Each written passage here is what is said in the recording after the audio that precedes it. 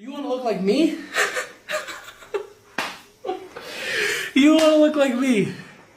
You will never look like me if that's how you're fucking training. Like a little. You want to look good? You want to be big? Then you gotta lift some heavy motherfucking weights.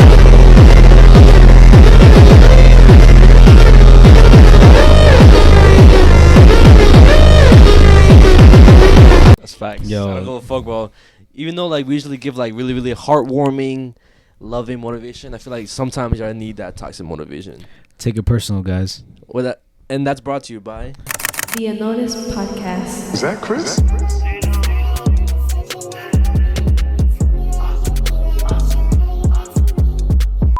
What's up, guys? Welcome back to the podcast that goes unnoticed. Welcome back to the spot. Don't make it hot. We love you, even though it's not. And welcome to episode 144. Shout out to all the listeners on Spotify, Apple Podcasts, Instagram, Facebook, YouTube, TikTok, and Patreon. Patreon's your own personal shout out in the end. And bro, yeah, I told you guys, y'all getting us back to back. Like, relax. We're back, and we're staying.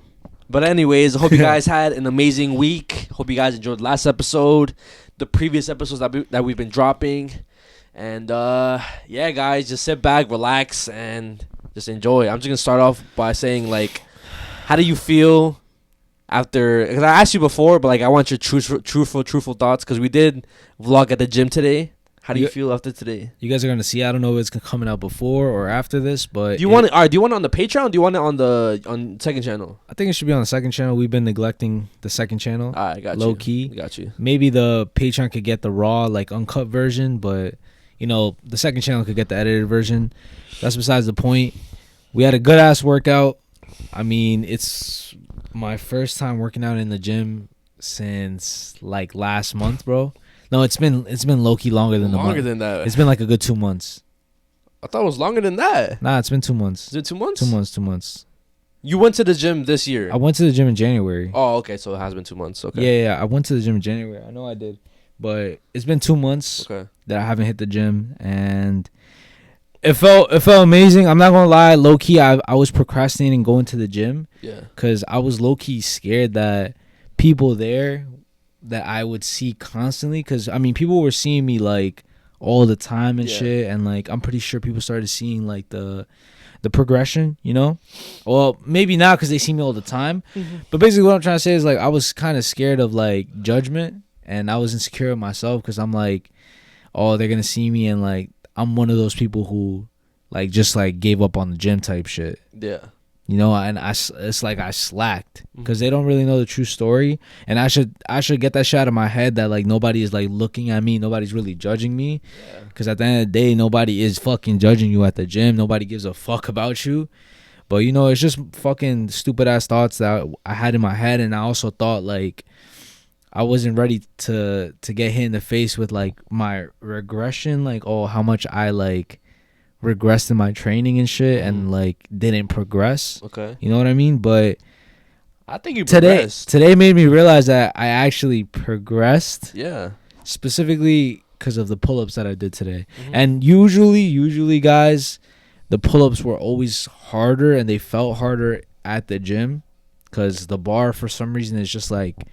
You know, it's a different feel than the one at home. The one at home, it has like the extra like grip. The grip like help because of the padding and shit, and it's also a little like thicker? Smaller. Oh, okay. Yeah, it's a little smaller, so maybe it's a little easier to grip as well. So, but they felt easy at the gym. You know, I could actually do them. The first set was obviously my best set. Yeah, and I was proud with like. I feel like I even surprised you a little bit, like because you were actually keeping up with like the pull-ups and stuff. And it's crazy though, right? Yeah, before you used to be like, I can't do it after just like 2 pull-ups, 3 pull-ups. That's what I'm saying, bro. And I did 11 pull-ups. The first set, yeah. First set I did 11, then I went to like 8 or some shit. I think so. You know, I was slowly like decreasing, but that always happens. I always max out first. Me too. First fucking set, I go fucking crazy, and then it starts fucking, you know, my muscles start getting fatigued. But whatever, that's besides the point. I was fucking hyped to be back. I'm going back tomorrow to work out. This shit, I needed this shit. Mm-hmm. I needed it, bro. It was good. I'm glad I was able to at least try to spark something and try to, I guess, push you at the gym, because that was my main goal, to try at least like push you, see if you could keep up with like whatever I do with calisthenics or whatever. I'm proud, bro. I'm proud that I was able to at least somewhat keep up, because obviously, bro, there was certain workouts that I just like I'm not there yet, because maybe I don't train them enough. Like that's what it is. The straight bar dips, like I haven't done those in a minute, and then the Pike push-ups, bro. I've always been asked at those, bro, and that's something I really got to work on. My fucking Pike push-ups, the fucking straight bar dips and shit. And just getting back in shape, bro. I feel like I was at a rate where I slowed down now. Like before, I was losing weight and I was getting gains like hella fast, bro. Hella fast. And it's because I wanted it a lot more. And I feel like me losing weight, guys, I got comfortable. Yeah. I got comfortable. I lost the weight, and obviously you guys could tell and I could tell and whatever. And literally, I weighed myself, and obviously, I weigh what I weigh. So I feel like I got comfortable. I'm like, yo, I already lost the weight. I don't look fat no more. In my mind, maybe I'm like, I'm chilling now, right? Yeah. But this is the time where I should be even more, you know, because I want to look good as fuck, you know. Yeah.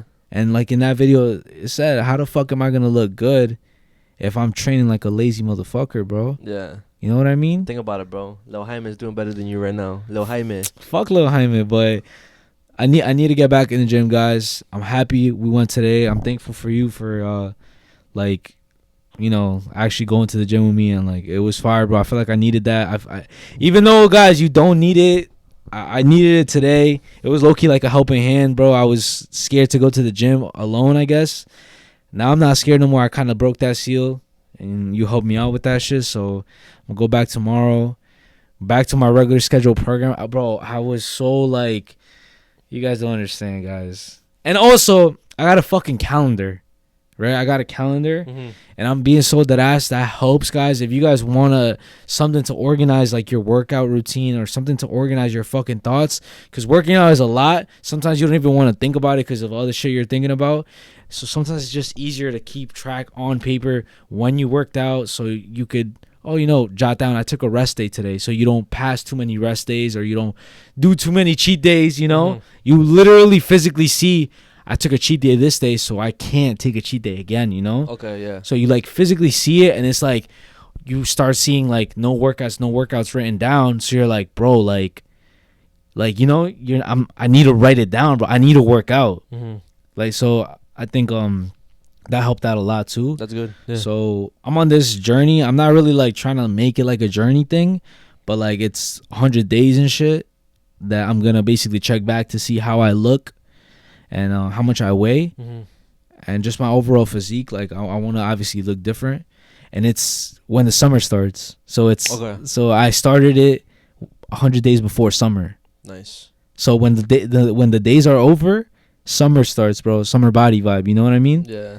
And it's gonna be perfect, bro. We're gonna be, who knows, we might be in California, we might be somewhere where I need my shirt off. Texas, and I need my shirt off, you know. Fuck it, like, who knows, next thing you know, we're like hosting like an event or something, and like it gets too hot, so I have to, you know, take my shirt off or something. I don't know. Yeah. But yeah.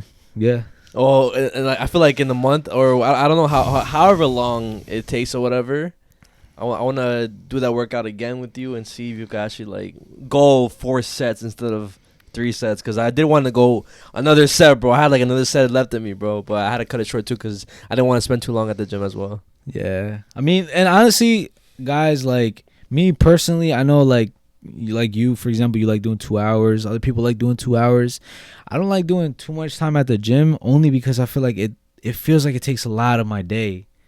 And I'm willing to sacrifice like the extra time at the gym for more time, you know, like with my family and shit, you know what I mean? Like as long as I'm doing an hour and I know I did my absolute best in every fucking set that I did that hour, I'm satisfied, bro. I think it would have been better if we went like earlier than that. Then you would have probably wouldn't have minded the 2 hours. Low key. Definitely, it's definitely that, because we went like at what, 1 o'clock basically no middle of 1:30. literally straight middle of the day, bro. Yeah. Like it was literally the middle of the day. It would have even been better if we did it at 12. You know, like way better. But I mean, it is what it is, guys. Gym is the gym. No matter like how long or whatever workout you do, as long as you work out, you know, it's a step closer to your fucking goal. So I'm just waiting for the. I think memory card or something. Oh. I'm just waiting for the fucking for that hot weather to work out outside because I love sweating OD outside, working out outside again. You did it again? I don't know what does it say? Are we live? Are we live? Are we back? We back? We back? Chat? We back? We're back. But yeah, like I said, I'm just waiting for the summer, not summer, just the warmer weather, just so I could work out outside. Because once the warmer weather starts, I'm gonna start riding my bike to the park again, like up the hill or whatever. Yeah. Get a little bit of cardio in here and there, and like I said, I just love to sweat, bro. I'm just excited for when I'm able to take off my shirt and it's like a noticeable change, you know? Because I'm not gonna lie, I've never seen you with a tank top on before.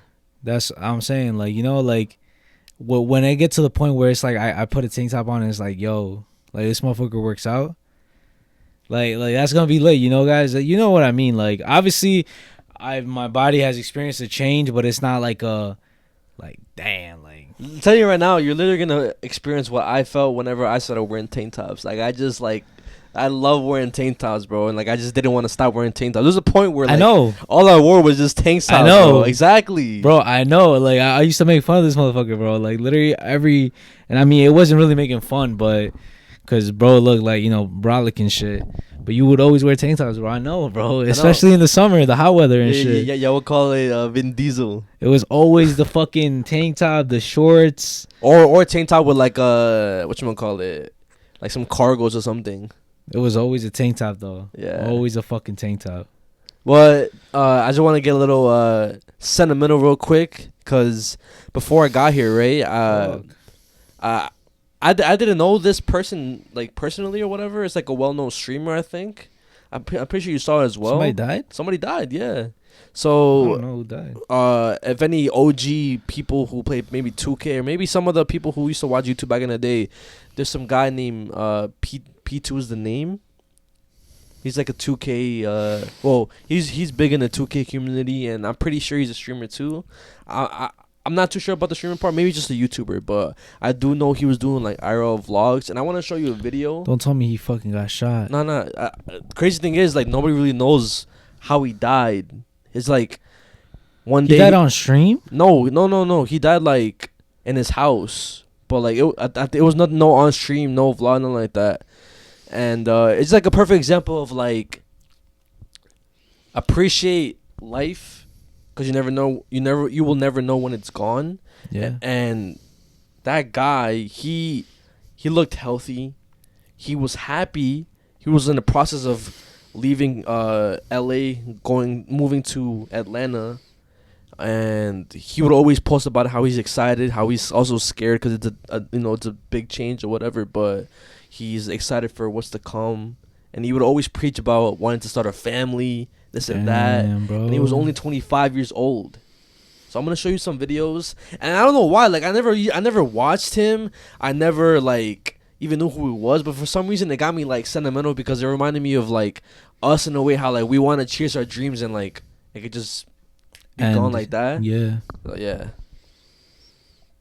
And I just want everybody, like, if you're ever scared to like chase your dreams, this is a perfect example. Like, start right now, bro. Start right now, because then you're never gonna like get that time back. I'm 26 years old right now. Oh, 26. But when I'm older and I have kids one day, I want my kids to be able to talk to me and be like, yo, daddy, I want to live here. And I'll be able to say, oh, no, you don't do that. That place is trash. First, rest in peace, Uncle Phil. For real, you the only father that I ever knew. I get my pregnant, I'm going to be a better you. This is probably the last video that you're going to see me and Phil in for like a minute. I think these were like the last like couple like vlogs with him. I'm not leaving like next week. 2 weeks. But you damn near leaving like next month. Month and a half. Month and a half, I'm going back to school tomorrow. So when's the next thing going to be at? Probably sometime in March, but that's if I come if I come back before you. Bro, they thought they were gonna see each other. You gotta bro. be Like, passionate, bro, with what you do. Even though y'all say OGP2, there was times where I kind of was doing things because it just worked and money was coming in, but I didn't truly love it. Like, it was cool, you know, say put a lot of money in my pocket, but I think I'm at a point where, you know, like, money is not everything for me, you know? Like, I'm gonna be honest, I've been a millionaire for 5 years now, for a long time, made some good investments, but even with that, I don't wake up the happiest person in the world. And so that's kind of like where I'm at right now. I'm still always gonna be making videos, but I'm just kind of just want to vent and tell you, let you guys know, like, where I'm at mentally, you know what I'm saying? That where it's just like, I feel like I'm maturing, and like, God has a beautiful plan for me right now, you know what I'm saying? And I'm just very excited. The next drop, bro, with my Lord and Savior, I can do anything, bro. You know what I'm saying? That's why I made this say, God, please protect me as I turn my dreams into reality. shit's crazy, bro. I mean, besides death, like, I feel like anything can happen. Like, I know certain people and shit that they're going through some crazy shit with their older parents, because like, you know, they're older people and obviously their parents are even older. And like, bro, it's just like anybody, it can happen to anybody, you know what I'm saying? Like, even appreciate your people who are alive now, you know what I mean? Like, specifically people who have older parents and shit, because I know, I don't want to get too deep into whatever it is and shit, because it's really not my business, but it's just crazy that I was told shit, you know, like, basically somebody that I know, their parent is going through dementia, right? Fuck, it's not one of the worst shits ever, too. And like, this person, basically, like, they had to stop working and shit. They had to stop working because their insurance doesn't cover somebody to take care of them, bro. So what they had to do, they literally had to quit and go and take care of their parent, bro. And it can literally happen to anybody. Apparently, like, their mom was chilling, and then the next day, she just forgot how to, like, eat, forgot how to, like, use the bathroom, and it's just going downhill, bro. And like, they don't even know if they're gonna survive and shit. And now this guy, a young ass successful motherfucker, and just like that, bro dies. Like, bro, I'll tell you right for now. For what? Like, bro, what? I'll tell you right now, like, again, he was just chilling in his house, and I think they found him dead in, like, his mail room. When I think that's, like, his fan mail room or whatever. But some people are saying maybe it could have been something to do with his, like, hair transplant, because I don't know if that's common for somebody to die, because maybe some bacteria was growing and spread to the brain maybe, and then he just, like, collapsed on the floor. I don't know what it was, but yeah, bro, it was just like mad random. Imagine somebody poisoned him. Again, I don't know, bro. Nobody knows, bro, because there hasn't been no update about, like, how he died, or if anybody's, like, involved in it. All I know is, like, he just died. That's it. Yeah, but life is short, guys. Life is very short. This is a perfect example.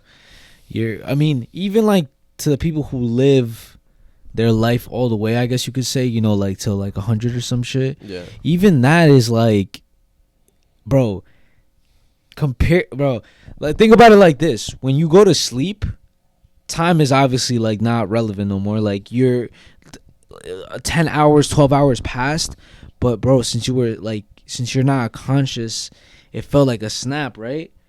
So when we die, we don't even know if there's gonna be a heaven or some shit like that. We don't even know, right? So 100 years is like nothing, bro. If we were like, bro, think about it. If we were asleep right now, 100 years could go by like this, bro. If we could sleep for 100 years straight. Yeah, bro. Course. That shit, we would wake up and this shit, bro. What, 100 years just passed? The same thing when people, like, oh, they go into a coma. That's what I'm saying, bro. So, and that could even happen to anybody. Yeah. So, yo, literally, to the people who give a fuck, and I should take this advice, bro. I should have taken this advice a couple months ago when I wasn't going to the gym, worried about what people think and shit. And I started thinking about that recently, bro, because for a minute I was always worrying about what people thought of me, bro. And it's fucking annoying, bro. I was always like, yo, is this person gonna think I'm weird? Is this person gonna think I'm ugly? Is this person gonna think I'm, like, cringe? Like, I was always constantly worrying about what other motherfuckers thought of me, bro. You know, and it got to a point where I just told myself, bro, who gives a fuck, bro? Like, them motherfuckers have so much problems at home, probably, just like I do, because everybody has their own fucking problems that they're not gonna think about me tomorrow, bro. So it doesn't matter what the fuck I do. It doesn't matter, bro. Nobody's gonna think about that shit no more, you know? Yeah. So, and then this is a perfect example that you could just die. So why the fuck worry about and live for others, bro? You don't stop living for others until you stop caring about what other people think, bro. You know, like, just be you and shit. Be you. Like you said, chase your fucking dreams. Express yourself however you want to fucking express yourself, bro. Yeah. If you bro, fuck around, like, let's say you have a crush on somebody, bro. Just go talk to that person. It's not gonna be the end of the world. You did it. Live life without any regret ever. Bro, literally type shit. And it's like, bro, anything is like that. Even like, you know, I know some people who are older as well. Like some of my coworkers, their dad and shit was like, how he wishes he lived life more. He's older now, like 50 plus, maybe 60. Mm-hmm. And bro did nothing but work, saving up his money and shit, and he never got to use it. Now until basically I think somebody that he knew died. That opened his fucking eyes, bro. Like, that opened his eyes. He's like, damn, I'm gonna die soon too. Bro, we're not eternal, bro, you know? So he was like, yo, I gotta fucking start living, bro. Yeah, I've always said that. It always, I don't know why it's like this, but it always takes some drastic, life-changing thing for something to snap in somebody's mind, whether that be motivation, whether that be to live life, whether that to be to start loving somebody the right way, to start being a better person. Mm-hmm. I don't know why it's like that, but hopefully, you know, bro, it's because it's some sort of enlightenment. That's what it is. You get enlightened with whatever it is. You start realizing how much your life is literally, like, your time is precious, bro. Yeah. You know what I mean? Your time is literally precious. You don't have it forever. It's one thing that money can't fucking buy, bro. Money can never buy you time. It can never buy your time back, bro. Nope. So, bro, take that trip. Fucking buy that, whatever you want to fucking buy. Enjoy your fucking life. Be with your family. Tell them you love them. Hug them. And love yourself. Like, you don't want to live this short life hating yourself and worrying about what other people fucking think, bro. Oh, yeah. But, yeah, I just wanted to start off, like, you know, this actually goes into what I want to talk about. Which is what? Like, I saw this video recently. I've been seeing a lot of it. People going and climbing Mount Everest. Okay. You know what Mount Everest is? Yeah, bro, of course. I just have to ask. I don't know. But whatever. For those of you who don't, I'm pretty sure all of you guys know, but I'm just going to say it for those of you who don't know what the fuck Mount Everest is, because there might be somebody who doesn't know. I'm not trying to, like, you know, I'm not trying to judge and shit. It's the tallest mountain in the world. Yeah. Tallest fucking mountain in the world. Like, I'm talking about, like, tall as fuck. You need oxygen to, like, you need literally oxygen tanks, because it takes days, right, to climb to the top? It takes, longer. Months? Like, yeah, low-key mad long, bro. It's like a whole ass journey. Well, there you go, guys. So I want to do that shit. You want to climb Mount Everest? Yes, bro. Even though like it's considered one of the most dangerous ones. I'm gonna show you the video right now, like, that I saw. Oh my gosh. Hold on. And it's crazy, guys, bro. I'm not gonna lie, it's fucking crazy. Hold on. Dear Bruce, I need to be honest and clear. I'm going to marry Harvey Dent. Are those people? People who didn't make it. God damn. I texted my brother. I'm like, we gotta do this shit one day, but we're not gonna be one of those bodies that didn't make it, bro. We're gonna live to tell the tale that we fucking climbed the tallest mountain in the fucking world, bro. Yo, that's fucking scary, bro. It is, bro. Again, I know you need a bunch of equipment and stuff like that, but pretty sure those guys had equipment and stuff and they still didn't make it. Maybe, bro, sometimes people's bodies can't handle certain things, you know? And you won't know until you're up there. So, all right. So, when you're old, would you want to go to the Bermuda Triangle? Yeah. You have to, bro. Fuck it. We pull up a live stream where we be like, yo guys, we're gonna be going to the Bermuda Triangle, and if we die on camera, We die a fucking conspiracy, bro. We die a fucking Yo, that's low key. That's low key. Like a fire way to go out, right? not gonna lie, bro. Yeah. That'd be so. And what if we don't even like die? What if we just like disappear? Like we go to a different country and just like with our families, we just like go like off the grid. Yeah. And like people are like making theories and shit, and we get to see like the way we died. You know, like we fake our death, kind of. Why would you want to figure that though? Because we're old and shit. Like, oh, I see what you're saying. So we don't die a regular death. You know, the only people that know that we died a regular death is our family and shit. But now they're gonna know that. Don't worry. Only the people who are here at this point know what the fuck. You know what I mean? So more like how old? How old? Like we're about to die, bro. Like, how old? Just say, give me an age. I don't know. Like, bro, I don't know. Because some people don't make it to 100, bro. I'm just saying. I at least want to make it past 80. I hope I make it past 90.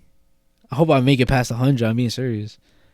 I might not happen, but I really hope I could make it past 100. Just to say that I made it past 100. I'm being dead ass. That's the reason why I would live longer, bro. I would hold on. If let's say I was 97 and motherfucker the doctors was like, nah, you better die, bro. Like you're done. I would literally with all my fucking soul in my body, bro. I'd be like, nah. How the fuck are you gonna even do that? I'm gonna activate some shit inside, and I'm gonna have the will to live. And then when I'm 100, I'll be like, that's it. I passed 100, bro. That's all I wanted to do. At 90 years, we go to the Bermuda Triangle. Bro. At 90 years. I'm down, bro. Right, locked in. We could even do it before. Why the fuck are we gonna do it like that? Bro, what the fuck? What do you mean before? I don't want to go do it before. We might like. Because we might actually die, yeah. Oh, shit. That's what I'm saying. What the fuck? What if we get kidnapped by aliens or some shit? Or like. That's what I'm saying. It might as well get kidnapped when you're fucking old. Or like we teleport to a different reality because that's what a lot of people say. That's a whole different conversation though. Yeah. But I do want to do that, and I guess the question I had for you is there anything weird or like random that you have like on your bucket list, or like what's something that you want to do that I guess one thing that's common and one thing that like I guess not a lot of people say, maybe it's something that you thought of or some random shit, I don't know. Like places that I want to go to, or just bucket list? Just a bucket list thing that you want to do, bro. Okay, I want to be a passenger to like somebody like in a like those fucking fighter jets, something like that. I don't know. Yeah, that'd be fire. That's like outlandish because I know that like you need like OD training for that shit. Nah, people do that though. Oh, did us? Yeah, you could do that, and people pass out. Like, all right, so yeah, I would want to do that just to say I did it. Yeah, or maybe even like be a passenger to a professional like drifter and like see them. Like they're racing other cars drifting, and I want to be the passenger to like a rally racer. Like yes, no, not even a rally racer, just a drifter. Like and like also Tokyo Drift shit. Yeah, like that. I just want to be in the car just recording. Not even record. I'll probably just like enjoy the shit. whole thing. Yeah, that's fire. And then something common that I want to do. Well, I'm not gonna lie. I look. I want to go to just Hawaii. That's fire. Yeah, something common. Something simple. That's fire. I feel like I want to do some shit like there's this it's one of the most painful things in the world. So basically like what I don't know if it's a tribe or some sort of like I think it's a tribe. Is it walking on like more rocks or something? That's one. Okay. I'm not gonna lie, I want to try that just so like you say you did it? Yeah, on some respect shit, you know, like yeah, I did that shit. Yeah. That, but also there's this test. I don't know if a lot of you guys have seen this.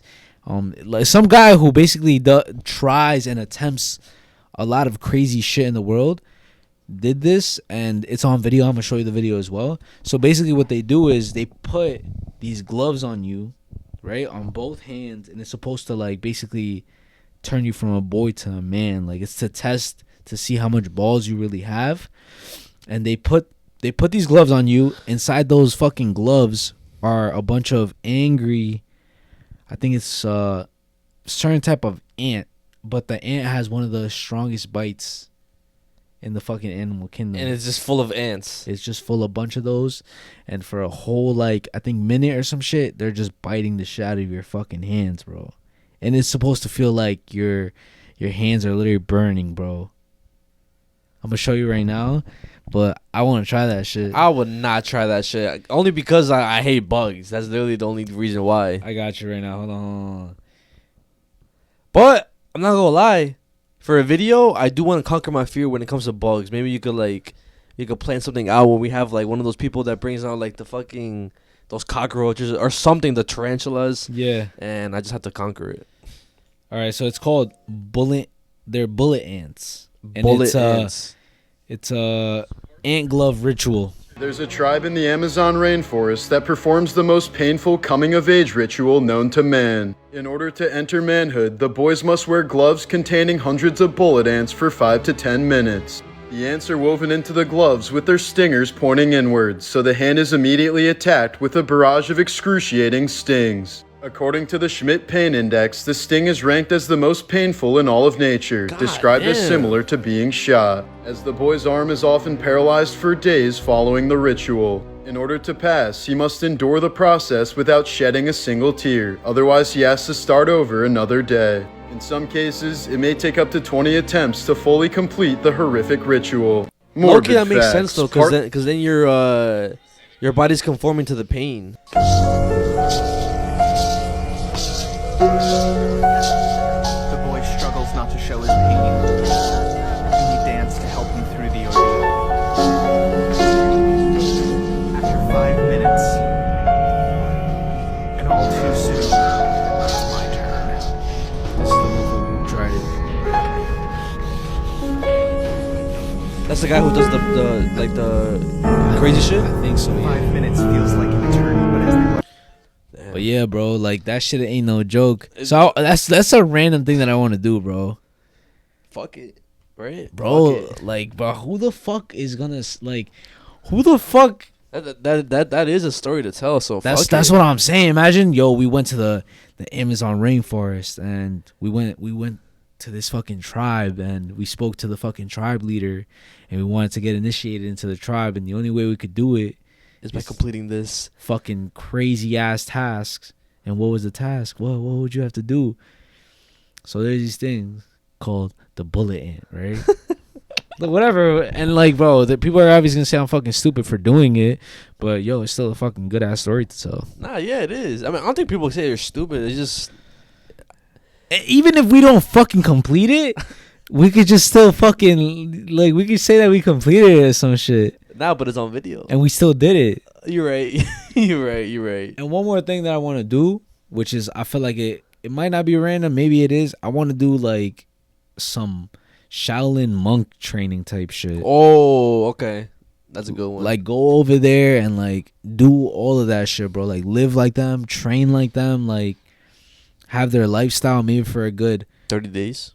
30 days, 2 months, something like that. Because I was telling Abby, when me and her get older, I want to live in different countries, but I want to live how they live. That way, maybe in like 2-3 years, we say that we lived many lives as different people throughout the years, bro. Because we were in different countries experiencing different lives and different lifestyles throughout our whole lifetime, you know? That's fire. That's what I'm saying, bro. Imagine we could... There's this spot called Yakutia or some shit like that. It's one of the coldest places in the world. Okay. And these motherfuckers live, like, adjusted to that weather, bro. But imagine living, like, a good month like that, bro. We could say that we experienced that shit, bro. We know how that feels. It's not even just in the video, because obviously there's a bunch of documentaries on those people, a bunch of videos on them. But we said we could say that we lived like those motherfuckers. We didn't just fucking watch them and shit. We lived there. Yeah. And we experienced it, bro. Low-key, also maybe too for me. You know that task whenever you have to like climb a bunch of stairs? I think it's in China. I don't know where exactly it is, but like it's apparently one of the hardest things to do. People don't even make it all the way to the top. I wanna do that too. We could do that shit too, bro. Also, we could fucking try for a video or some shit or something, attempt to like walk the whole like Wall of China? Yeah. I knew exactly what you were gonna say. Yeah, it's fire. Yeah, bro, and that shit is huge as fuck, bro. I know. So it's gonna take us mad fucking Yeah. long, but that'd be a fire ass documentary / video. Well, guys, you guys hear it first. All these things that we said we're gonna do, and it's gonna happen. And then I want y'all to clip this and be like, "Yo, remember when y'all said this on episode 144? Timestamp this, and that." Just think of that video idea, bro. That whole that series and shit. Walking the whole wall of China, like literally, and it's like part 1, part 2, part 3, whatever. Or we make it a whole Netflix thing. Like that shit would be fire as hell, bro. Regular people trying that shit. Yeah, bro. But yeah. To kind of go into the next topic, right? So, I seen this video of I seen 2 videos of Anthony Mackie recently. Who the fuck is Anthony Mackie? Captain America, Falcon. Oh, okay. And I don't know which one I should bring up first. I don't know if you want to, because I'm pretty sure you saw the one about success. I haven't actually. No? Okay, so I'll show you. I've been in the business 24 years, right? And I've seen people go from nothing to the biggest stars in the world. I've seen people go from one role to winning Academy Awards and doing all this shit. And what I realized yesterday thinking about it, we're lying to our kids, dog. And I think that's a big problem in our community. We tell our kids that and this is fresh on my heart, like I literally just came to this conclusion last night. We tell our kids if they do right and they make the good grades and they go to the programs and they will become successful. If you work hard enough, your work will be paid off. And that's not true. Success is given. It's not earned. Because you can be the most brilliant. If one person don't tap you, each one of y'all. There were people who could hit harder, who could catch better, who could run faster. But somebody said, you're the one.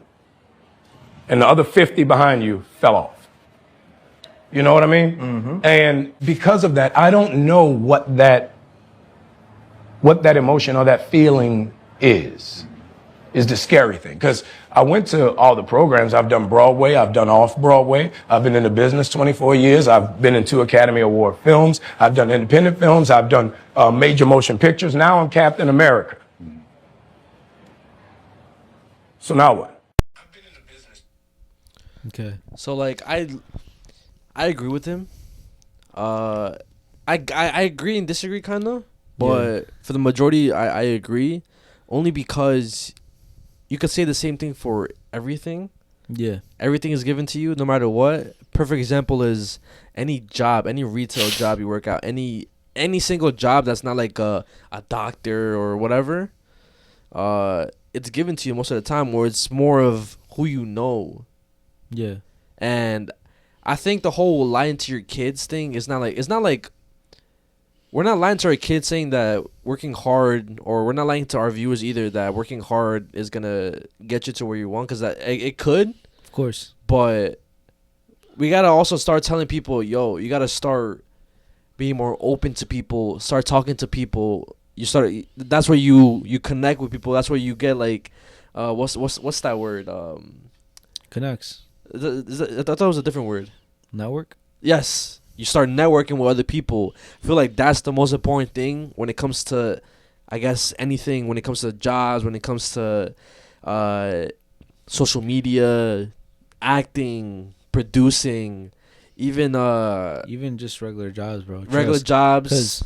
Because I know that's why like fraternities and sororities and shit that. Yeah. That's why some shit like that exists, because sometimes you could get hired into good ass jobs and good ass positions because you were part of a fraternity and shit, and they literally set that up for you. They give you connects into whatever field you want to go into to make it a lot easier for you to basically get the job that you want.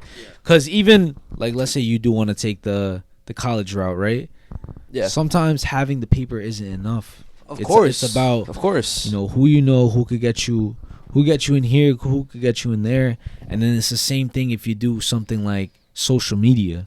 Yeah. Because at the end of the day, if the people who are up don't fuck with you, then it's going to be hard to get next to them. You know what I mean? Of course, yeah. And obviously, it's obvious, it's possible for you to do it without that. It's you could be in your own lane. You don't really like fuck with nobody, I guess. Yeah. Because I feel like there are like rare exceptions that are like that.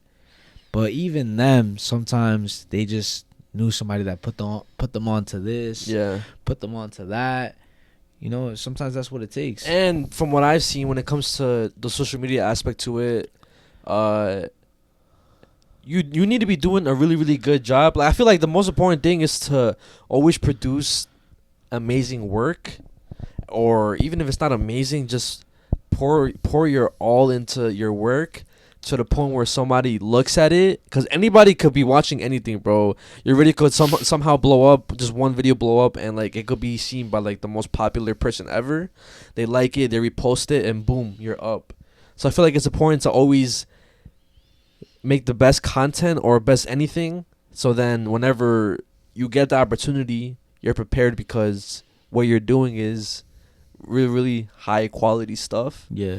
And I've seen multiple people who it just takes, like I said, one person to react to a little streamer, and then everybody knows who they are now. And also, I feel like a lot of it, of anything, a lot of game is knowledge, you know, because trust, before we were, you know, the podcaster or whatever, we were working really hard, guys.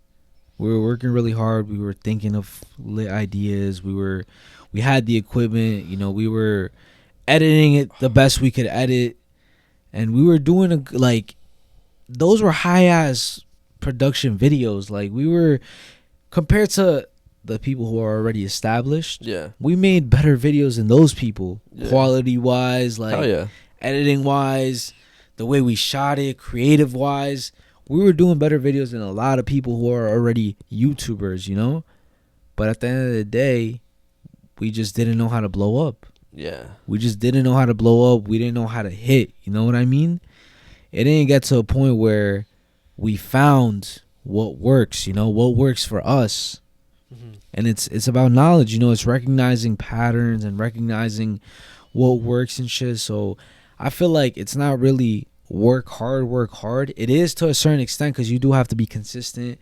You have to show up every day. You have to be the best version of yourself. Of course. You have to work hard in that aspect, you know. You have to, you know, look presentable. You know, part of this whole thing is obviously how we look. So that's part of working hard. You know, we have to keep up with this shit. And then, you know, take notes. We have to put in work, right? But a lot of it as well is, you know, thankfully the people that we've met along the way have, you know, helped us in a lot of stuff, you know? And that has helped us to do even better. So it is sometimes luck. Of course. I feel like majority of it's, I always say, I 100% it is like 80% luck, 20% hard work. Because I'm not going to lie, this podcast stuff was kind of handed to us in a way, but then it was up to us to put in the work, you know. So I feel like it might be a mix of both, because I think I was saying that even to my brother. I was saying how, like, it's true, you know. Sometimes who you know gets you to where you want, but sometimes people just really don't like you. You know, people don't like you, or people don't like what you do. So it's like, you might get all this attention, and it might not even be positive attention. And if that's what's cool with you, then that's what's cool with you, right? Like that dumb bitch, like Ash Trevino. Yeah. You know, she's clouded. She has all this attention, but it's not even valid. She got connects with all these other big influencers, or not influencers, content creators. You know, whatever. I get it, but it's really like, I feel like I lost my train of thought. Oh, that it's luck in a way. Obviously, it's given because it's connects and shit, but you also have to put in the work, because luck is when preparation meets opportunity, bro. Us, the opportunity came, and we were prepared, being prepared for it, for the opportunity. We were waiting. We were just like, oh my gosh, when is it gonna happen? We're ready for it. You know, we had the equipment, we had the ideas, we had the drive. We were just waiting for the opportunity to be given to us. And what happened with the opportunity? we ran with it, bro, and we were putting in the work, So it's and like whatever, like I feel like it's a mix of both and shit. It definitely is. I wholeheartedly believe that. And maybe he has a different perspective though, cause That's what acting. And it's like A-list celebrities. Yeah. So in that situation, it might be a little different, cause then you get into like dark shit, and then you get into like, certain things that are maybe not what we're gonna go through. Again, I think it's the same thing for everything though. It's just still, yeah, because there's dark places in everything. What you could, somebody could fucking, example, suck a fucking boss's dick and then they get their promotion, or they do something, they have sex with their boss and then they get a promotion, bro. It's always gonna be like that no matter what, wherever you are. And also I was thinking about this shit, guys. Something very important about everything, bro, and which is why I wanted to work where I work now. And I'm not gonna say where I work, but I do have to fake it a lot at my job, right? I have to fake it a lot. And I wanted to work that job because I suck at faking it, right? Sometimes I wear like my heart on my sleeve. Like you could literally tell how I feel. Yeah. And you could tell if I don't like somebody, or you could tell if I don't like something I heard. Like it's really, really hard for me to fake it sometimes.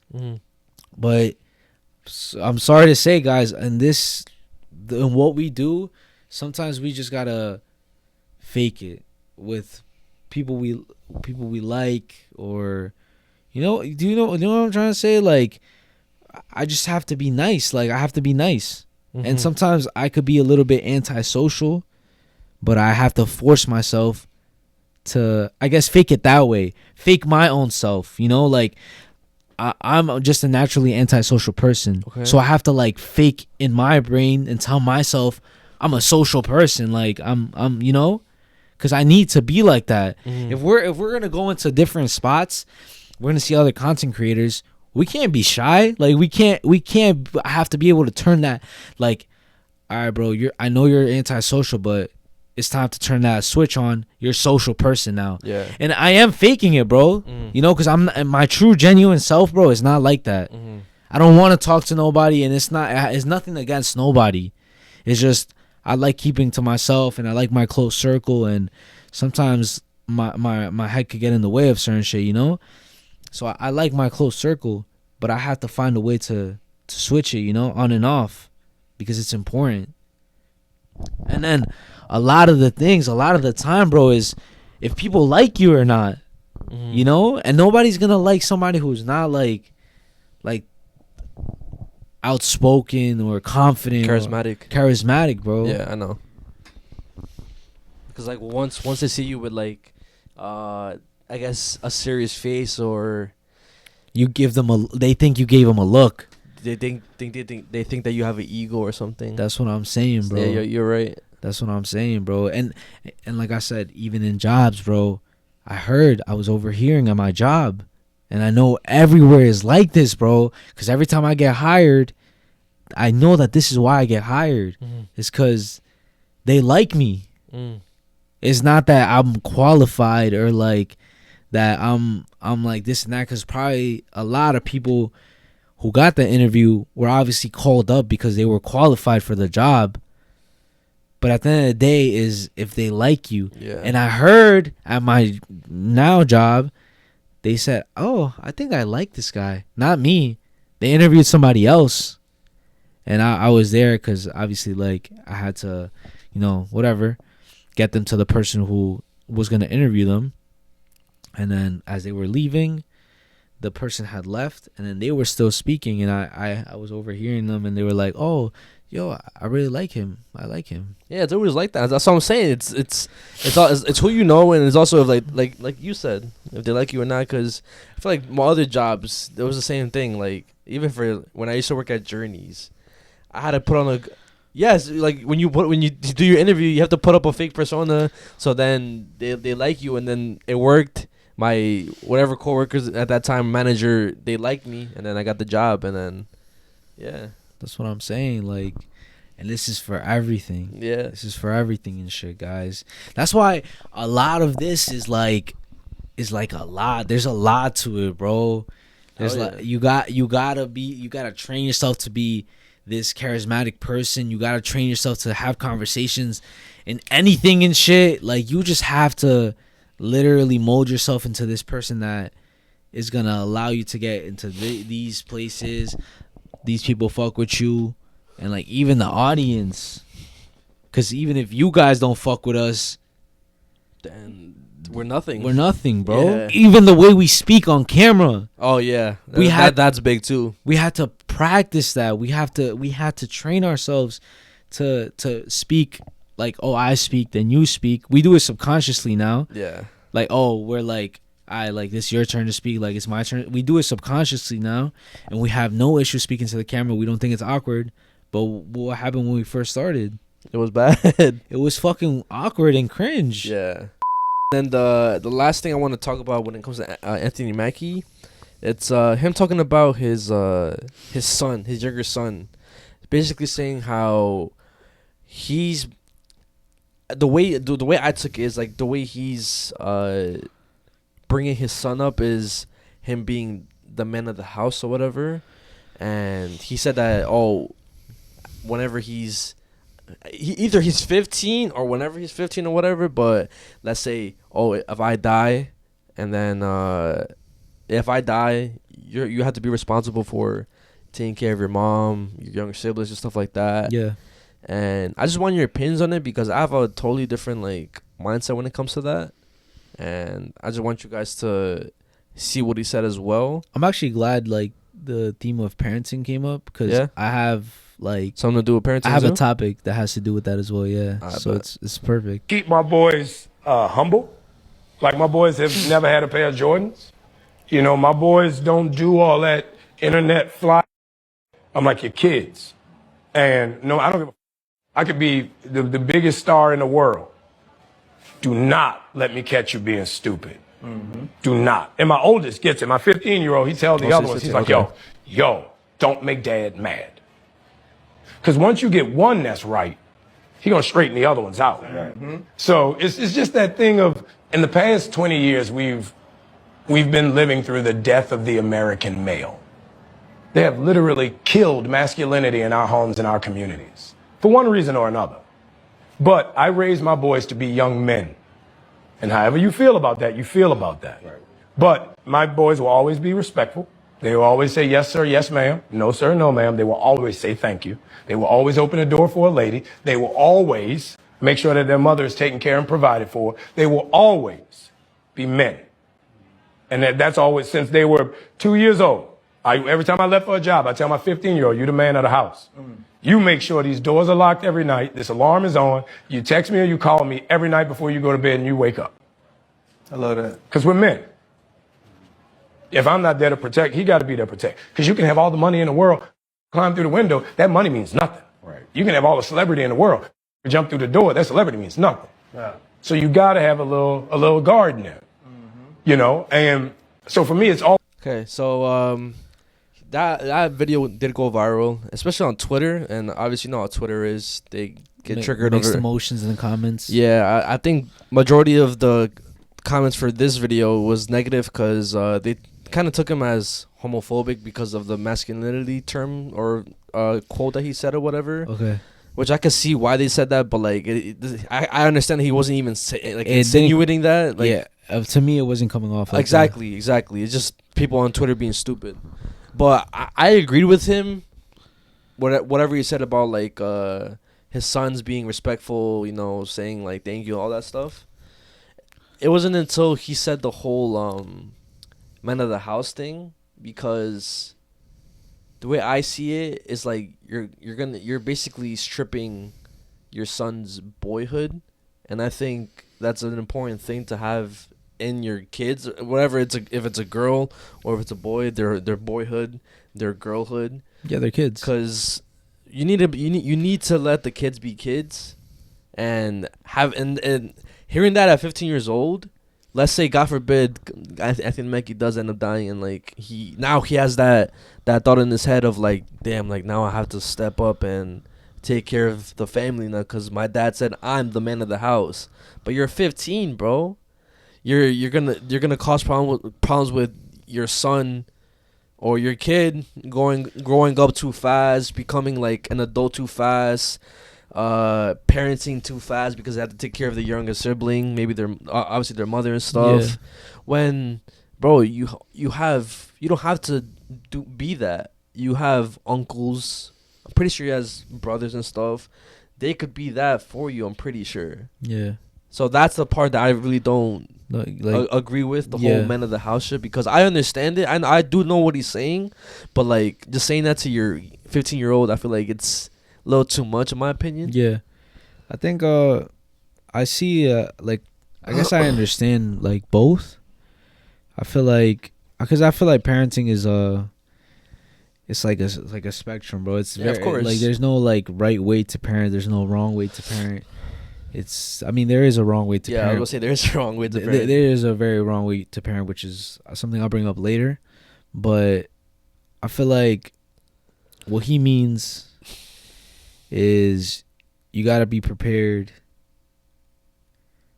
to basically, because I think I was raised similar. You know, Mhm. I was raised in a similar way. Okay. Because my mom would tell me a lot that, oh, like what the fuck are you gonna do if I'm not here tomorrow? Yeah.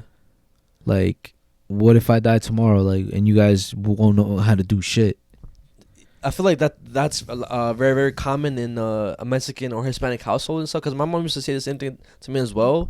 But And like, okay, go. and like it comes out like, you know, very harsh. Yeah. Obviously, if you're a kid and you hear that and shit, but you know, you grow up and it's like you understand it a little bit, you know, because it is kind of the truth, you know, like you have to be able to take care of yourself to a certain extent, obviously, because you're getting older and shit, and you should learn how to do stuff, you know, not just be a lazy motherfucker, a person who depends on people. Yeah.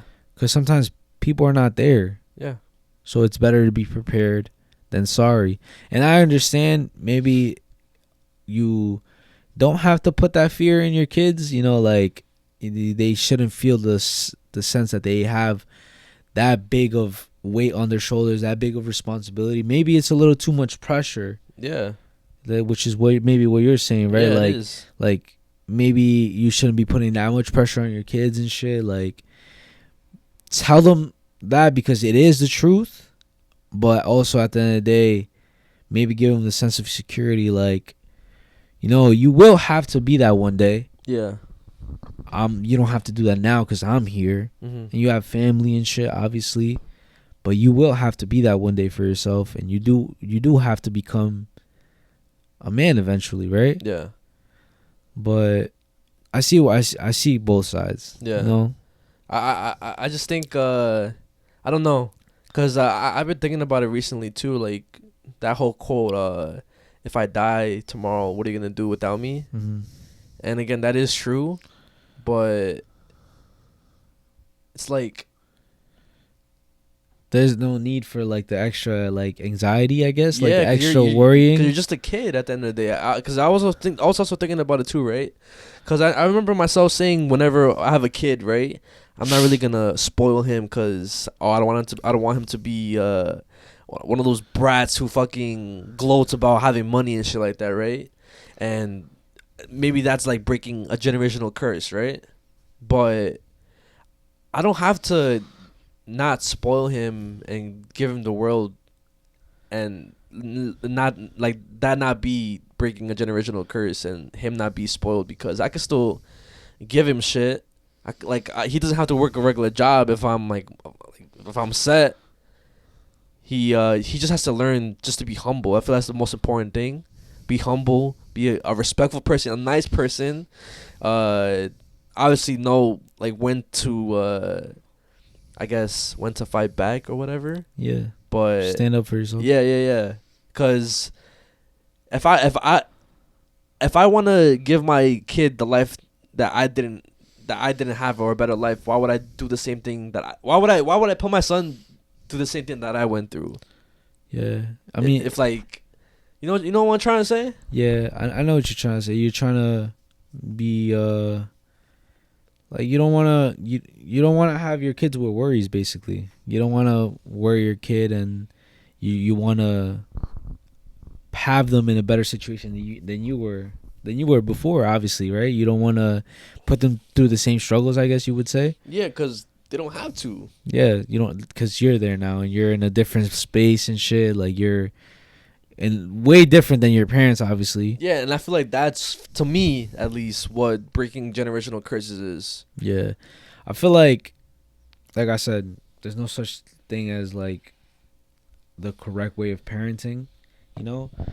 Everybody has their own way of parenting and shit, but the way in this situation, if I had a son, how would I raise my son? Because obviously I'm trying to raise. I'm pretty sure it's important. I feel like to know the difference in how you raise your like a son and a daughter. Yeah, because I actually don't believe in that, because I know that I want to raise my kids the same way. Mm-hmm.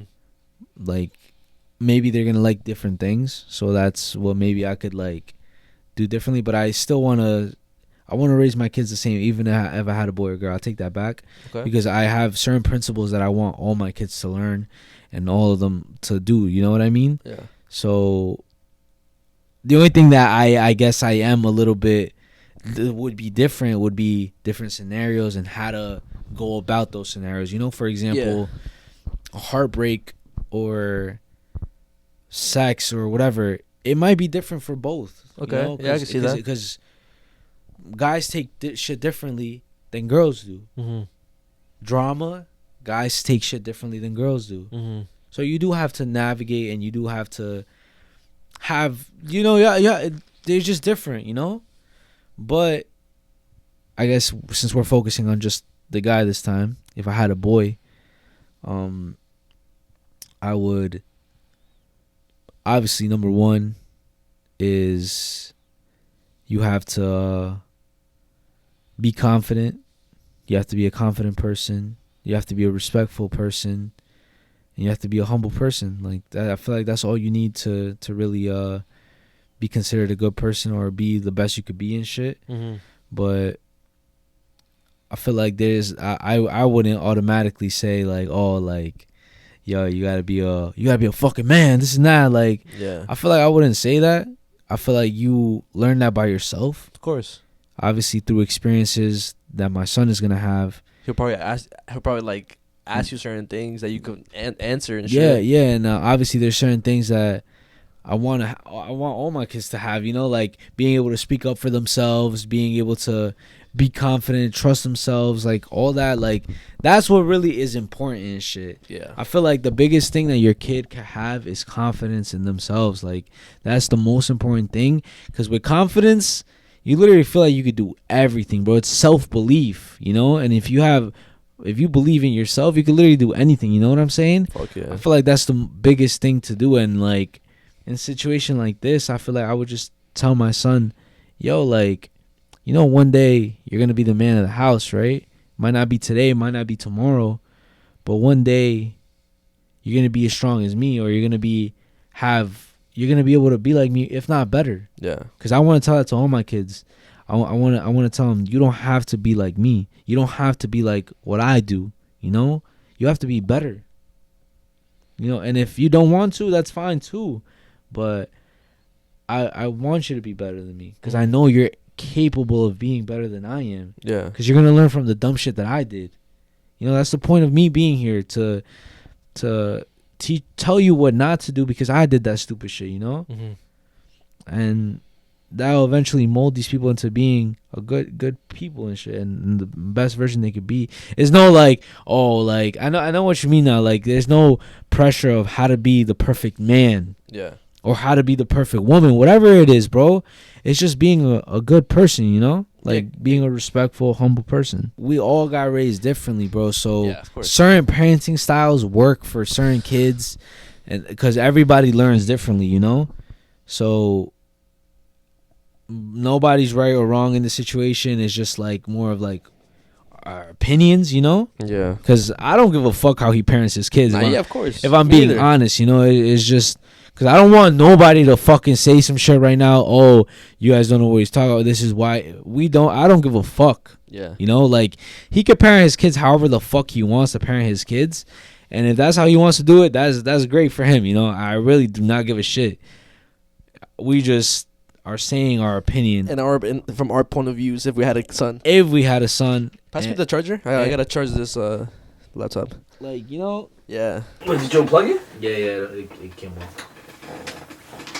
But yeah, guys, I mean, I fuck with that little segment. I'm not gonna lie, like the fact that, cause it's crazy, bro. You're eventually gonna have kids too and shit. Yeah, I know. You know. But one thing that I did realize with Julia and Isabella is like, it's really a lot of pressure on the dad. Yeah, I think. I mean, it's a lot of pressure on both, but a big part is because girls are daddy's girls, you know? I realize that it's just the thing, like, it's even like, people that I've met, it's always like, oh, I have daddy issues, oh, I wish my dad was like this. Yeah. Oh, I see videos on TikTok and a lot of the comments are like, damn, my daddy issues coming out. Yeah. Because, like, bro, sometimes guys don't know how to be like dads, you know. They think they gotta be a certain I gotta be this and that, but sometimes girls are very sensitive, you know. Girls are very sensitive, girls are very emotional, and like I had to learn, and I have to still learn to be that way, you know. I have to say I love you, or like hug a lot, and like, cause that's what my daughters want and shit, you know? Fuck. So it's like,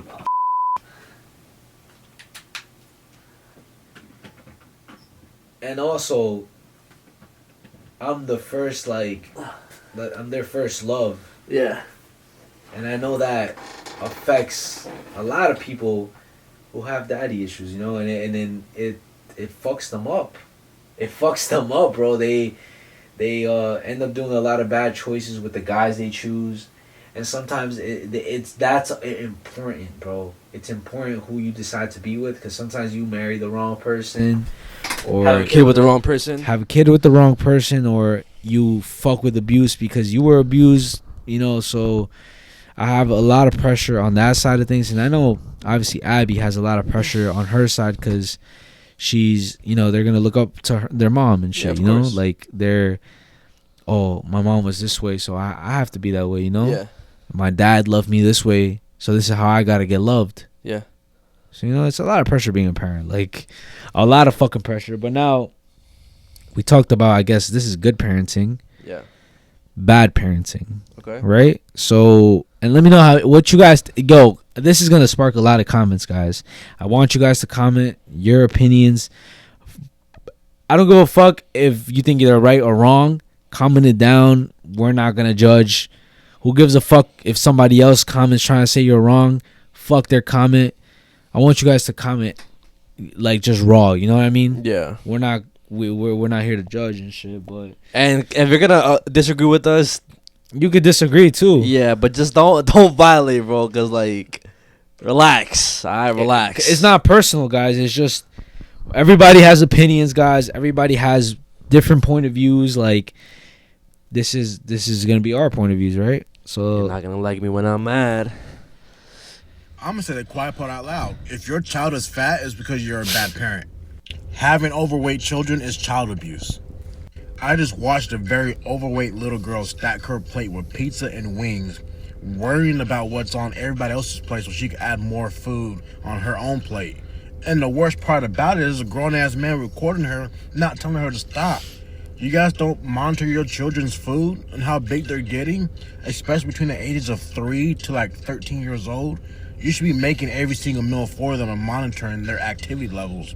There's no reason your child should weigh 200 pounds at 8 years old. Like, you're just setting them up for bad habits for the rest of their life, and being overweight, being on medicine for the rest of their lives. being fat is not fun. You're less likely to get married. You're less likely to have children, and you die an earlier death. And that's what you're telling your kids that is okay, and then you expect everybody else in the world to cater to them. And okay, so the comments had me weak only because they were violating him, not because of what he said. Because he's fat. Because he's fat also. They're like, damn, like, so what does that make you type shit? Fat on fat hate type shit. Yeah, but that's besides the point. Let's worry about what he said. Yeah. Okay, so he said that the a girl, he saw a video of a girl. That had her plate stacked with like mad pizza and mad wings. Yeah. And she was trying to eat more. Okay. So you're saying if I agree with that, like what? Yeah. What's your take on that? Like so the take is having fat children makes you a bad parent. If your kid is fat, then you're a bad parent. Which is a low key a crazy like broad statement, but what in his defense or his point was that you should be able to watch what your kids eat and they shouldn't be like OD like violating, you know, because they shouldn't be hella fat. Yeah, you know.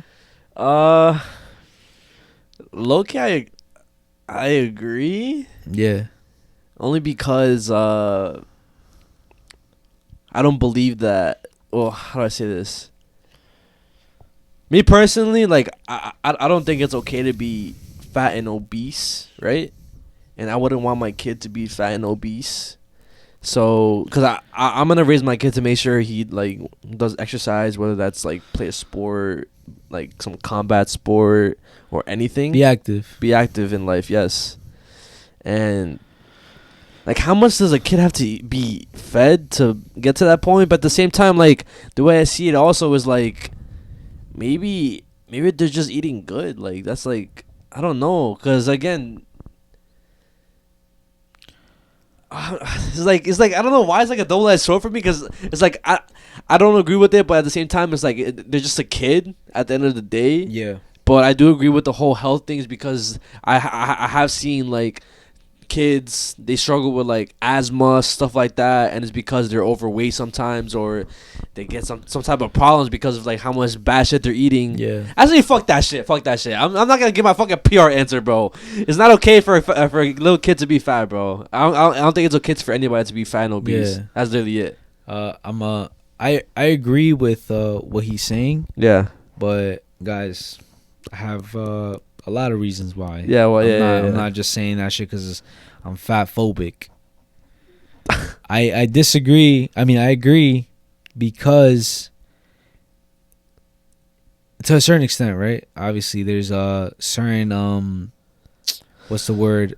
Exceptions. Yeah. Like sometimes people really have like some sort of condition where they gain weight hella fast, or you know, people have different metabolisms and shit. Some people you have to actually like monitor specific diet and stuff, and then sometimes people have diabetes, type 1 diabetes, where you know they're born with it. Mm-hmm. So I understand certain people and shit with certain conditions, but if you have a completely healthy child with no specific conditions that makes them gain weight or makes them, you know, a little bit on the heavier side, then there's really no excuse for them being alarmingly obese, bro.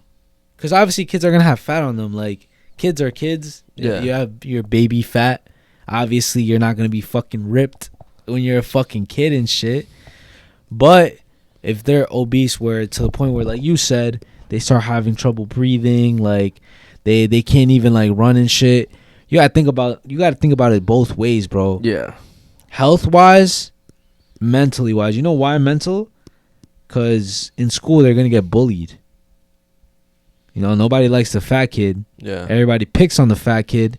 It's just the truth, guys. I mean, it's what I saw growing up and shit. They would always pick on the fat kid. Oh, he's it. Ha ha ha ha. He can't catch nobody. Ha. And tag. You know what I mean? Nobody wants to pick the fat kid to play on their basketball team on their team and shit. They're the last to get picked. And then also, like, sometimes kids could develop diabetes at an early age because you're not giving them the right things to eat and shit. Yeah. You know, like, you got to think about it as a parent too. Like, you know, you're trying to get these kids into good habits, good eating habits. You want them to be healthy, to grow, you know, get all their nutrients because they're growing. Their bodies are still developing. So they got to get the fucking correct nutrients, and they can't get that shit by eating Lunchables. Like, you know what? Like, that ass, like, think about it. Like, you know, obviously a little bit of snacks here and there. Like, they're a kid, so they want juice, they want candy, they want fucking ice cream, you know? Fuck it. You don't have to be like on their ass. Nah, we're on a strict diet, protein only. Like, I don't think that's even. I don't think that's healthy for a kid either. Yeah, that's dragging it. You know, like, that's too much. That's dragging it. Oh, we're on a fucking strict ass diet, like this and that. Nah, bro, they're dragging it at that point. But it gets to a point where it's like you're neglecting your child, bro. Like, like, you got to worry about what they eat because they're growing, developing, and I mean, personally, I just think if you're gonna have your kid eat OD pizza, OD wings, or McDonald's, stuff like that, at least let them be active in life. At least let them fucking like run around, play a sport, do something. Cause yo, I let Julia eat McDonald's. I let her eat pizza. Like, she could eat that if she wants to, but she also eats like food, you know? Yeah. And she's not like over like all right, bro, you're eating candy all the time, or you're like dragging, bro. I tell her no, like, even though she wants to and shit. No, I tell her you have to wait to eat this at a certain time. You have to eat actual food first. If you want a snack or some shit, like, you can't just eat fucking snacks, because sometimes kids will really just like, you know, just want the good shit like candy, chips, and that, and then call it a day. But you gotta you gotta be there as a parent and tell them no, you gotta eat food. Yeah, if you want this, you gotta eat your vegetables or something. Like, exactly. And then that's your job too, because these kids don't like vegetables because they don't eat them. Like, if you want your kid to like broccoli, give them broccoli at a young age. Like, they're gonna like it. Like, you know what I mean? Or just, if they don't like broccoli, just give them like just different types of versions of it. Not even versions of it, just like play around with different types of vegetables, see what they don't like, what they do like, and then whatever they do like, just keep feeding them, man. Yeah. So I didn't expect that, bro. What the fuck? That's low-key valid, right? Because I mean, I haven't seen that video and shit, so I'm like, what the fuck? I'm surprised someone even like said that shit or whatever. But yeah, I mean, it was going viral. Like I said, the comments were a lot of them were like agreeing, but most of them were disagreeing. Yeah, some were saying like, oh, like their kids, this and that, whatever. But they were also like disagreeing with who said it. Yeah, maybe that's why they disagreed. If it was a doctor saying it, then it probably would have been different. Because even doctors, they would say, yo, like, you're a little overweight, you gotta start eating your vegetables. There's a reason why in the doctor's office they always have like that like chart where it has like a plate, and then it's divided into certain parts. You have your grains, your vegetables, your fruits or whatever, I don't even know what else, your dairy products or whatever. Yeah, there's a reason why. Well, guys, that does conclude our yap session for tonight. Yavachino. Hope you guys enjoyed, but of course, how the fuck did we still end mad late? How the fuck did we still end mad late? We started late. That's why. What the fuck? but enjoy your favorite segment. It's gonna be a good one. With that being said, get your snacks, get your blankets, turn off the lights, get your headphones, get your cuddle buddy if you're with your cuddle buddy, or if you're with somebody, and enjoy the show. And we're back, guys, from our regular schedule break. Just enjoy this eerie fucking music. All right, so I'm gonna start off with a case, a very recent case actually, and it's about a Native American 14-year-old girl who was found dismembered in the side of the highway. Whoa, what the fuck? Yeah, so her name was Emily Pike. Tonight with the investigation into the death of Emily Pike, the 14-year-old girl was murdered, and her remains were discovered near Globe weeks after she went missing from a Mesa group home. There's been an outpouring of support from the indigenous community in the valley, raising awareness about her death. However, investigators have yet to bring a suspect into custody. Emily Pike's remains were recovered nearly 100 miles away from where she was last seen alive. And tonight we have learned it's not the first time that same area has been the site of a murder investigation. Could the cases be connected? Here's true crime correspondent Brianna Whitney. We are right off the US 60 at milepost 277. This is where you go to start to get where 14-year-old Emily Pike's remains were found. And you can see here people have been out here bringing flowers, showing signs of support. Emily's murder sending shockwaves throughout Indian country, sparking a greater conversation about missing and murdered Indigenous women, sharing Emily's name and story to ensure she is not forgotten. And the reason why it's going viral on social media is because since she is Native American, it is known that a lot of those cases that happens with Native American people, women, girls, don't really get reported, especially on the news. The big news anchors and stuff, they don't report on it. They don't talk about it. They don't tell the public. Nobody really cares about them, basically, right? The fuck? Why? Because they're Native American, bro.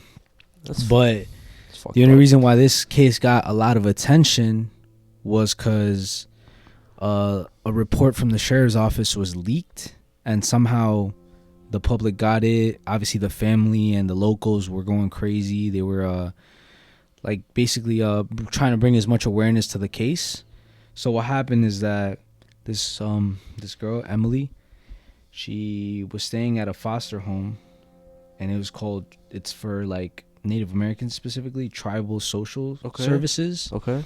And she was originally from the San Carlos Apache tribe, which is located in Arizona, and this happened in Arizona, right?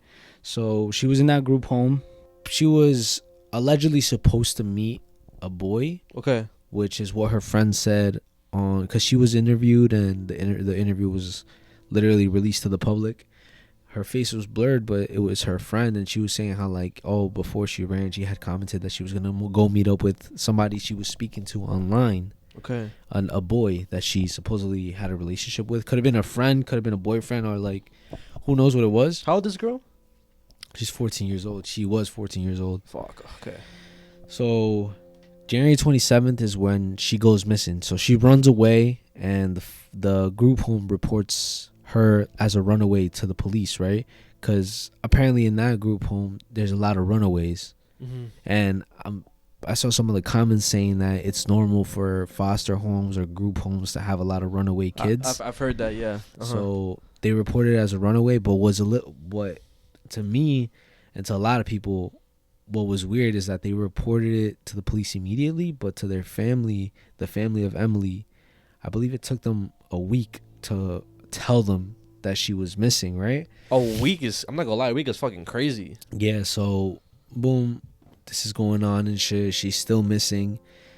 3 weeks go by, and then on February 14th, 100 miles away from where she was last seen, her body was found, and it was completely dismembered. They found her chest, her head, her 2 legs, but her arms and her hands were missing. So now, what the fuck? And you usually know what that means. I mean, we've done a couple from what it sounds like, maybe they did something bad, and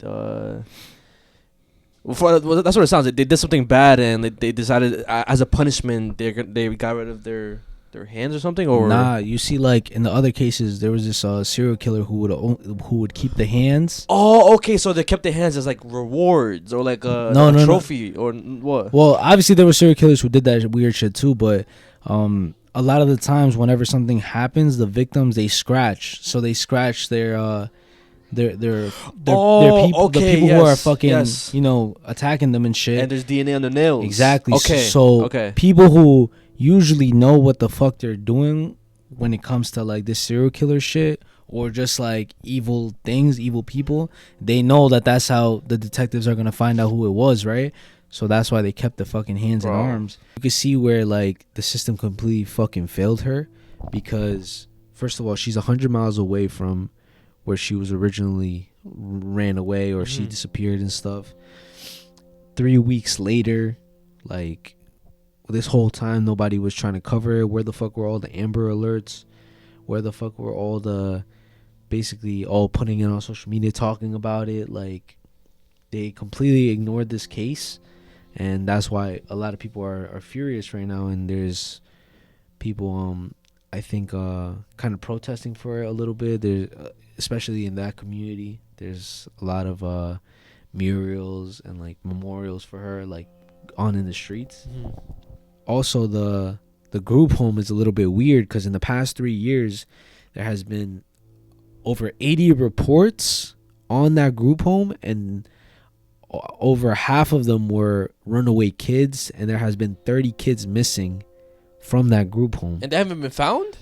I'm not sure if they have been found. I didn't really do research on that, but I just know that the fact that it's 30 kids and 30 runaway kids, exactly, in 3 years is crazy. That's what I'm saying, bro. And also, while this whole case was going on, there was another video going viral on social media about the case, because there's this card reader on TikTok, and a lot of people were bringing it up to her attention. Yo, do this reading on Emily Pike. Do this reading on Emily Pike. Try to find out what happened through the cards. And I don't know if you guys want to believe like any of that, card reading, witchcraft, whatever. But some of the things that are brought up while she's doing the card reading are like weird and coincidental to some of the facts revolving the case and shit, right? So I'm gonna show you guys the video of the card reading, and you guys let me know what you guys think. The account on TikTok is TGI_666. Low-key sus as fuck for that, but the Grand Intuitive is the name of the person. Top of it, I'm the Grand Intuitive, and this video is like all the rest. It was posted to TGI_666. And if you just so happen to see it somewhere else, I can already guarantee you, bitch, it was not me. With that said, we're going to run the cards tonight on Emily Pike. This is a 14-year-old girl who was dismembered after living in a group home, after running away from home. It's just a crazy ass story. Native American. I don't really know what's being done about it. Nowadays, I don't wait for anybody else to do anything. I just do it myself. Let's see what's going on. Spirit guides, angels, ancestors. We got a cult. Blood cult. Show me the card. What was that? Bro, her light just Damn, flung at bitch. her. Okay, hold on, y'all. It's crazy, right? Colts. Still at the bottom of the deck, so I'm going to assume women. Everything here is also red. They're also, look at their faces. These people could be in with the police, but look at their faces. They have like weird masks on. It's definitely some sort of cult. Automatically. Blood cult. All women. Automatically, I just think of, she said a cult. Automatically, I think of it has something to do with the fucking, that foster home, and then they probably had some ties to the fucking police. Someone just told them to shut the fuck up, and again, maybe a reason why it took them a week to tell the parent, or how was it, a week? It was a week, yeah. To tell the fucking parents. That's fucking crazy. Women did this. Spirit guides. Show me in the cards. What happened to Emily Pike, please? 3 cards.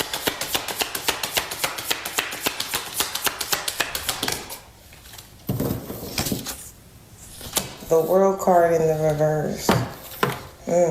Someone made an offering to Voldemort at night here. Again, we have this 3 motif happening, as you see. Voldemort, 3 of Wands, 3 of Cups here. They had an expectation to burden. 2 of Pentacles here. Oh, so they actually wanted a boy? A 10-year-old boy?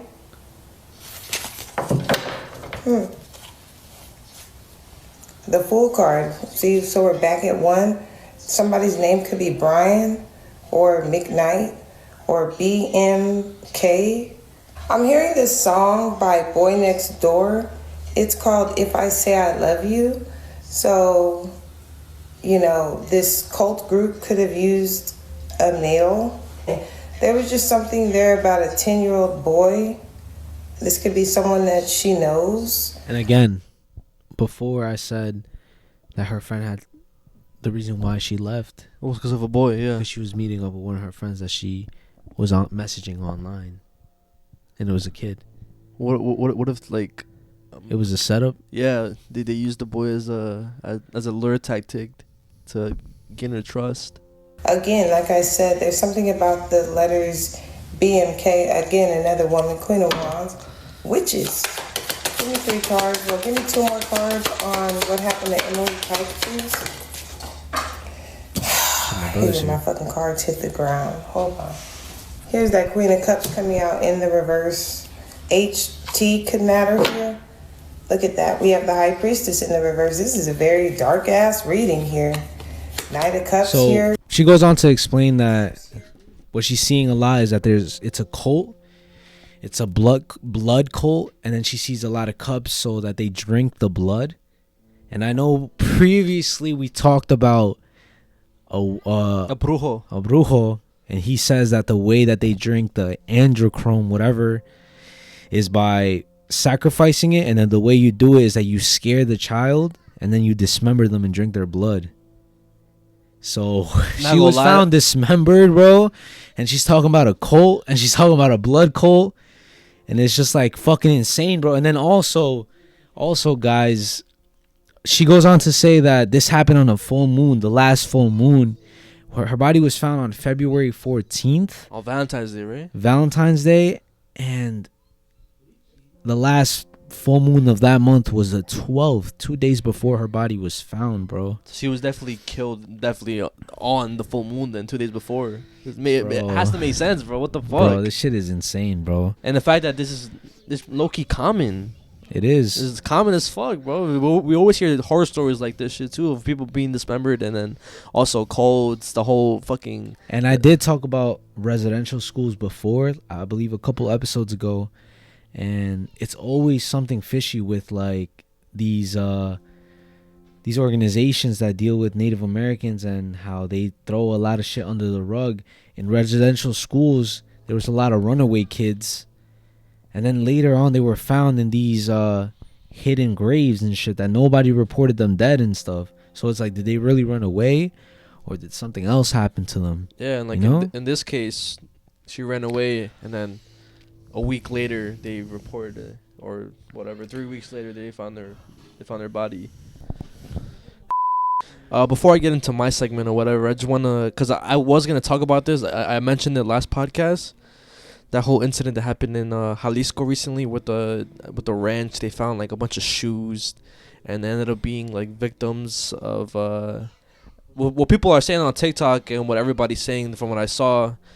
People are saying that it could be the cartel. I'm not too sure, but basically, like, they were found. People are saying how that site was used for jobs to be lured in. But I just want to give my condolences to the family, because that whole situation is scary. It can happen to anybody, and I mean, and it is common for stuff like that to be heard, especially in Mexico. Yeah, because obviously from everything that is heard, people are. Bro, you guys have seen the gore videos. Come on. A lot of those gore videos, 70% of the gore videos online come from Mexico, you know? And obviously we know who does those videos and shit, so yeah, but maybe another like witch cult, you know what I'm saying? Because there's also witches in Mexico, bro. Yeah, there's witches in Mexico. There's warlocks in Mexico. There's other people who also, it could be some satanic thing going on as well. Yeah, there's a lot of like scary stuff out there. Definitely next week I'm gonna get into a cult that's I believe it's really, really, really well known, but I just need a little bit more research on that. But to kind of move on to my next topic or whatever, I definitely want to give you guys and you a trigger warning to this, because my next topics do revolve around like lost media. But this one specifically, let me just get the name real quick. So basically, there was this Brazilian television broadcast that filmed a suicide and showed its entirety to the whole Brazilian country. What the hell? And the show was called Aquí, Agora, or in English, Here Now, or in Spanish, Aquí Ahora. And I would describe this show kind of equivalent to Primer Impacto, where they cover shocking, disturbing stories. But this show just takes it to the fucking max, bro. They've covered actual murders. Like they filmed and they posted these shits on their show. Murders, kidnappings, police riots. Chegando imagens, veja a incrível sequência de acidentes que nós selecionamos para você. São imagens captadas ao longo do tempo por nossos satélites e que marcam a história do jornalismo eletrônico.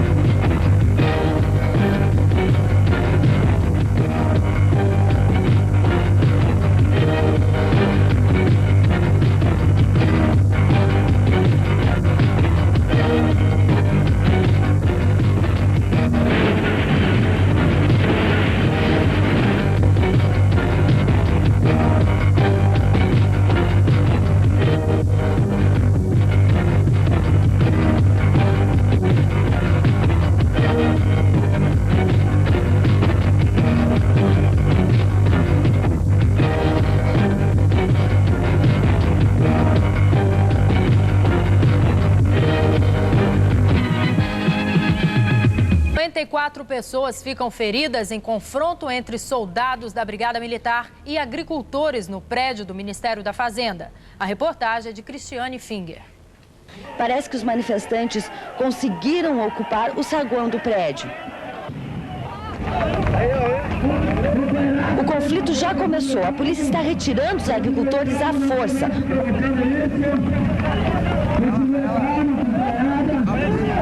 O batalhão de choque ocupa toda a área.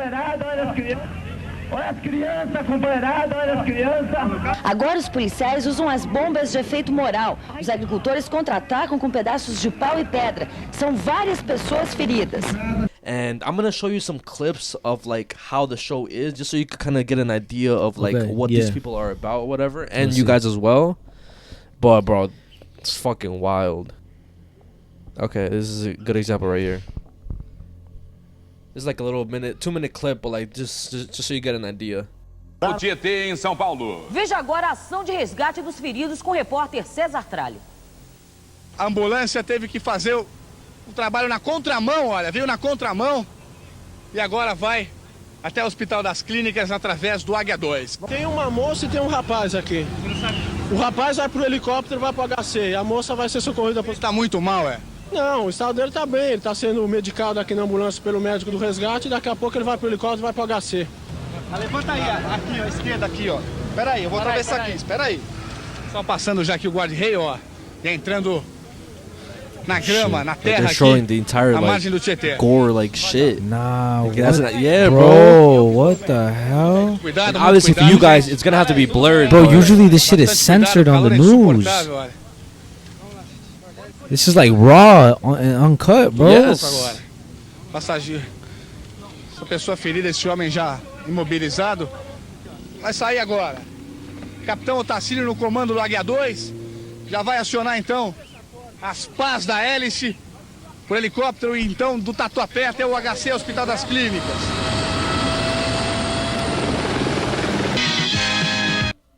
Right? So you kind of get the gist of like what the fuck this show's about, right? Yeah. And as you guys saw, they don't hold anything back when it comes to censorship. So back in July 1993 in downtown Sao Paulo, Brazil, there was this doorman who was working his regular shift, and he notices outside that there's a woman dangling her feet on this ledge, and it looks like she's about to commit suicide. So automatically he ends up calling the police, but the first people to arrive to the scene was the camera crew for Aquí, Agora, and they end up filming the entire thing, and it was promoted in trailers. Oh yeah, you guys have to stick around to this episode. It's gonna be the most shocking segment that we filmed yet. You guys don't want to miss it. Promoting a fucking just imagine that. And it was 10 minutes long. Now I'm gonna show you a clip of this segment. It's only like a minute something, because the original 10-minute segment is lost completely. You can never find the entire thing.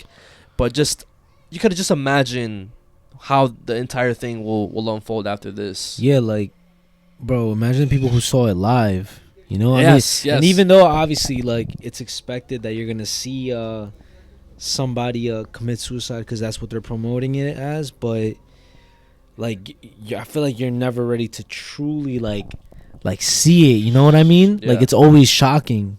So this is the clip, and it's not gonna show the entire thing, just in case you're scared. Okay. Just in case you guys are scared, but if it does, I'll just censor whatever there is. All right. É terrível. Daqui a pouco, Aqui Agora vai mostrar as imagens chocantes de uma jovem pulando para a morte. Atenção, são imagens exclusivas que não recomendamos para crianças nem para pessoas sensíveis. E uma viatura dos bombeiros passou correndo ali ao nosso lado. Foi ali na rua. So this is them. Yeah, that's Nós them. fomos ver o que estava acontecendo. And I know there's no captions right now, but he's basically just like saying, "Yo, is there gonna be a? What is she doing? Is she gonna jump off?" Abre câmera e sai gravando. Correria, tudo. Não interessa, sai gravando. E quando nós chegamos ao local, o corpo de bombeiros chegou, os bombeiros chegaram junto conosco. O que é um suicídio? Onde? Nós vimos junto. Quando o bombeiro olhou para cima, estava lá a menina, sentada no parapeito. E eu tomei um susto, a câmera olhou também, nós tomamos um susto. A jovem recepcionista Daniele Lopes, de 16 anos, ameaçava se jogar do alto de um prédio comercial localizado no centro de São Paulo.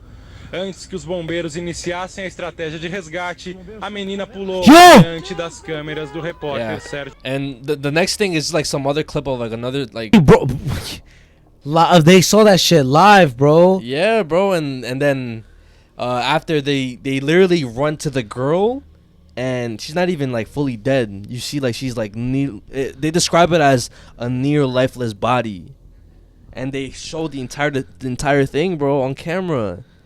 So after this whole incident, the police arrive, and then they pack up their equipment, and then they end up going to this girl's house. She ended up being a 16-year-old girl. She was not a woman. A 16-year-old girl named Danielle Alves. So this, for some reason or somehow, they end up getting the address to the parents. They go to the parents' house, and then they break them the news of what happened, that your daughter just committed.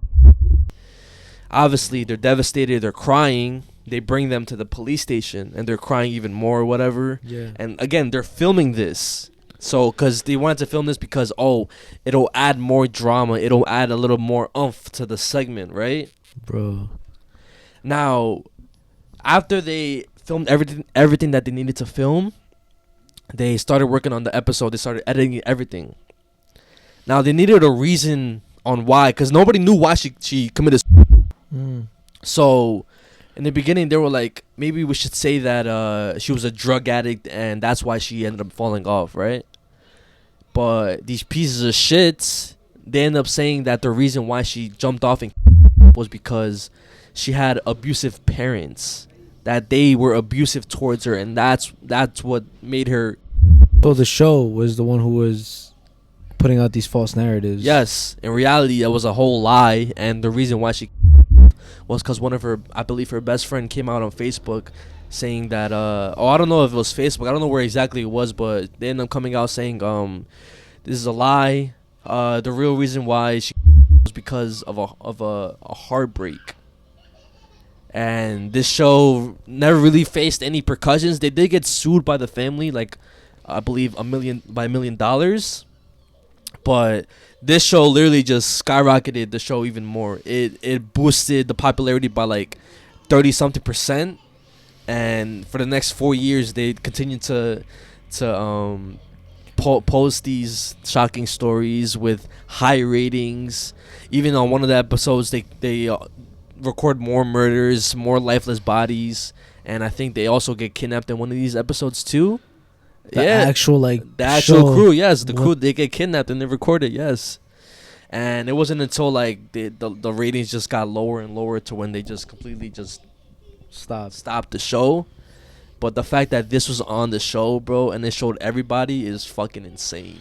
Bro, this reminds me of I was saying before, like, we had the camera issues, but fucking 9/11, I remember that there were these videos going around where firefighters were looking at the building. Yeah. When 9/11 happened, and then they would be looking up, and they would just be going like this, following like people who were jumping, and then you could hear the fucking like splatter, bro. Yeah. Like, and it would just be a loud ass like pop and splatter, and like, just imagine seeing that shit's the same shit as that, bro. And now, bro, imagine the 9/11, the Twin Towers are fucking tall as hell. That looked tall. There's only, I believe this is only like 7 stories. You see, bro, it's like, I'm pretty sure she was fucking like fucked up. I mean, obviously she passed away and shit. Obviously she died, but now imagine from, we're talking about 100 plus floors, I think. Yeah. Boom. Bro, you're literally just, you're nothing at that point. Your body just obliterates. Imagine you seeing that, bro. That shit, like, it was a human at one point, and now it's like a bunch of fucking like nothing. Like, yo, that's just so disgusting. I can that would scar me for sure. That's what I'm saying, bro. But yeah, I just wanted to start off my little thing with that disturbing thing. Yeah, I'm not gonna lie, we low-key have a lot of disturbing things in this episode, because the next thing I'm gonna talk about involves a very disturbing audio of the Apollo 1 mission. So on social media, there's specifically TikTok, there's these pictures of some burnt astronaut bodies. I don't know if you've seen them. No, I don't know what you're talking about. But a lot of people have been posting them with, like, you know, the scary audios and shit. I'm gonna show you an example of it. Okay, let me see. That you've probably seen this, bro. Those are the astronauts? Yeah. Is that real? That's real. No way. That's real. Yeah, bro. That's real. That's the 3 of them right there. So this crew right here, okay, they were part of the Apollo 1 mission. So back in 1967, okay, NASA was obviously planning to, let's go to the moon. So this was going to be one of the very first tests. Yeah, man landing on the moon. Exactly. And on January 27th, 1967, they were going to do a launch test, right? Okay. They were doing a launch test for the whole shuttle. And the test was basically that they're going to plug out every single power that the facility had. So basically it was going to be operating by itself. Okay. The plane or the shuttle was going to be operating by itself, and it had no support of the facility, right? So it was like if it was already flying. Okay. And to make sure everything was working perfectly fine, right? So they go inside. Astronauts, they buckle in. They have their compression suits on, the astronaut suits. They have their helmets, everything, right? Oxygen is flowing. And right away, one of the astronauts point out a weird smell. It's just it's like kind of like sour cream, like sour milk type of smell. Oh, right? okay. So they stop the test. They check the oxygen. They're like, everything is completely fine. Could be like, oh, since we haven't done these tests before, like maybe it's like they didn't even know what it was. Okay. So they were like, okay, they kind of forget about it. And then they had trouble with their communication system. Okay. And you could even hear like the astronauts speaking to each other, and they're like, how the fuck are we gonna go to space if we can't even communicate with you guys through a couple of walls? Okay. So they stopped the test again. They check the communications, they fix it back, they put it back on. Everything seems good, right? And then out of nowhere, at 6:21 p.m., the facility, the people who are running all the making sure everything is good, they see a power surge happen, and obviously it's like a short circuit. And usually when that happens, it like sparks, and like even if it happens in a house, if electricity is not done correct, it could light the whole house on fire, right? So that's when out of nowhere, one of the astronauts, he says, fire. And now I'm going to show you the audio of basically what happened to them. So they got burned alive? As you can see from the pictures, yes. But I'm going to show you the audio of what they experienced and what they said. And I'm not going to lie, trigger warning to this audio, guys. This is the official audio of it. And when I first listened to it, bro, like, I could just imagine what they were going through, bro. Nah, hell yeah.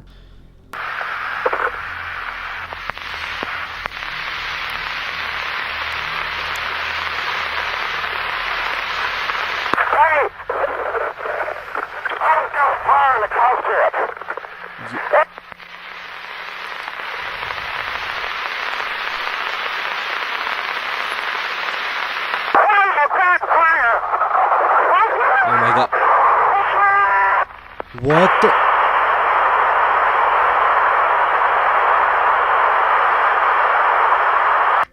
Fuck. Yeah, so something happened with one of the wires. And since oxygen was running, literally oxygen is one of the most flammable gases. Of course, yeah. It ignited right away. And they didn't die because of the fire. They died because of all the smoke that the fire was producing, and it was burning everything inside. So it was obviously producing these other gases, and like it basically they died from cardiac arrest because they had they couldn't breathe. Fuck. Yeah, so I mean, I guess it makes it sound less bad, you know, like that they didn't burn alive. But they still died, like in the fucking in the ship. Yeah, it's fucking insane, bro. And then a thing too that to me was a little like fucked up as well is that one of them died near the hatch. The way that the hatch was set up is that it could be opened on the inside and outside, but the inside hatch took about 90 seconds to open. God damn. And keep in mind, it takes a minute and a half for it to be open per normal conditions, bro. Yeah. Now imagine you're being burned alive. Do you really think you could open that shit, bro? It's no. It's basically fucking impossible to open it Yeah. like that. So after this, it took them 5 minutes to even open the hatch, 80 minutes to retrieve the bodies, and then that's when they took the pictures that I showed you in the beginning. Fuck, I'm not gonna lie. I've never heard about this shit. Yo, it's a crazy thing, bro. That it's part of history, you know. Maybe they brushed it under the rug and shit. You think they made a movie about this, or maybe, who knows? Low key, I feel like that would be like it's kind of fucked up to say, but like, cause I feel like whenever it comes to like certain tragedies, they always make some type of movie out of this shit. But god damn, if there is, let me know in the comments. But fuck, bro. Yeah, bro, and like, after that, I'm pretty sure one of like the people who like run NASA or something like that, they put out this statement saying that it was their fault. Like, it was their fault and shit, and how they should have taken precaution before even like continuing the test, because they had like a bunch of warnings and shit leading up to this, right? You had the fucking weird smell, you had the communication's not working, bro. So it's like something was telling you that obviously something is wrong with the fucking thing, right? Yeah. They ignored it. Fucking tragedy, bro. I'll move on to my next thing that kind of revolves around the same thing in a way. And again, it is lost media, but we already know how popular survival shows are, especially the I think it's called Survivor. You know what I'm talking about? I know what you're talking about, yeah. And I know other countries, they have their own versions of these type of shows, or maybe like they branch off and they make a similar show to Survivor. But I know you guys are familiar with a bunch of Survivor shows. But there was this company called Adventure Line Productions, and had a similar show again in Sweden. It was called Koh-Lanta. Right? And then it was so popular that they ended up branching off and making their own other show, completely separate, called Dropped. Hur fasen ska detta gå?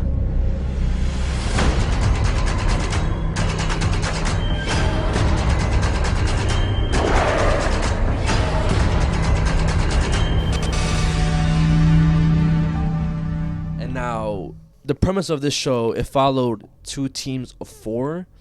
And they were blindfolded, they were picked up in a helicopter, and then dropped off at an unknown location.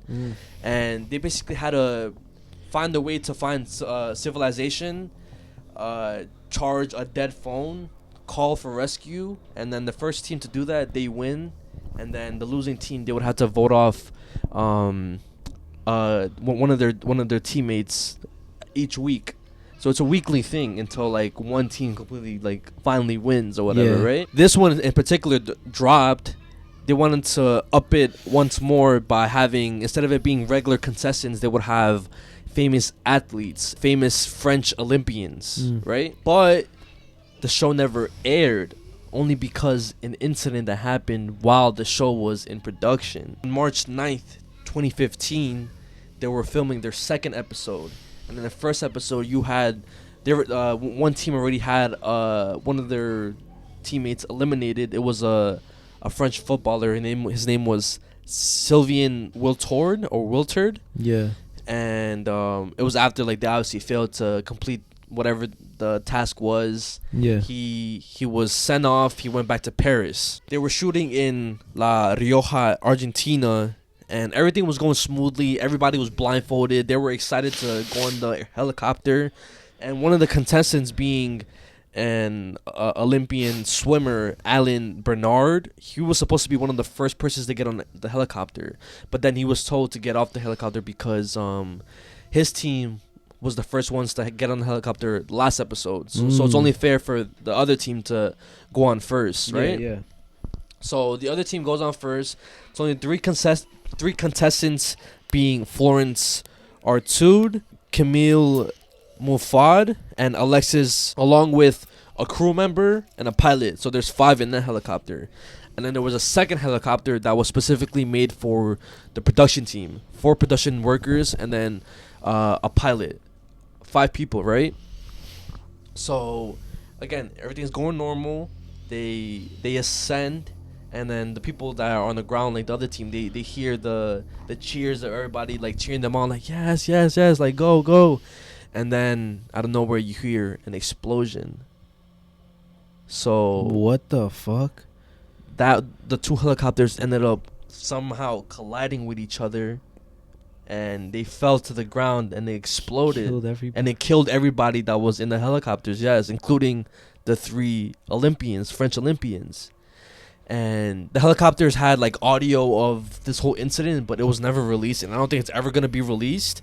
But there was witnesses that recorded the aftermath and recorded the helicopters crashing into each other, which I'm going to show you right now. Nah, what the fuck? Okay.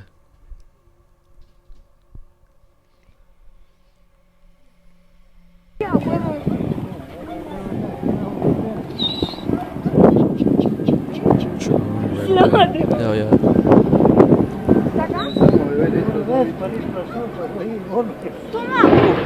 Chocaron. Ven, para acá, ven. Explotó la mierda.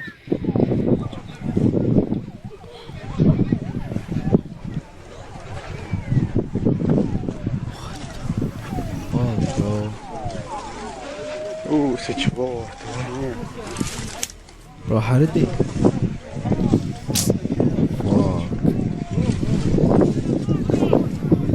No se meta, no se meta. She's crazy. Yeah. Bro, nah. And it makes no sense, only because the 2 pilots that were involved in this, and them like riding the helicopters, them driving the helicopters, they were professional pilots. They had plenty of experience, plenty of other.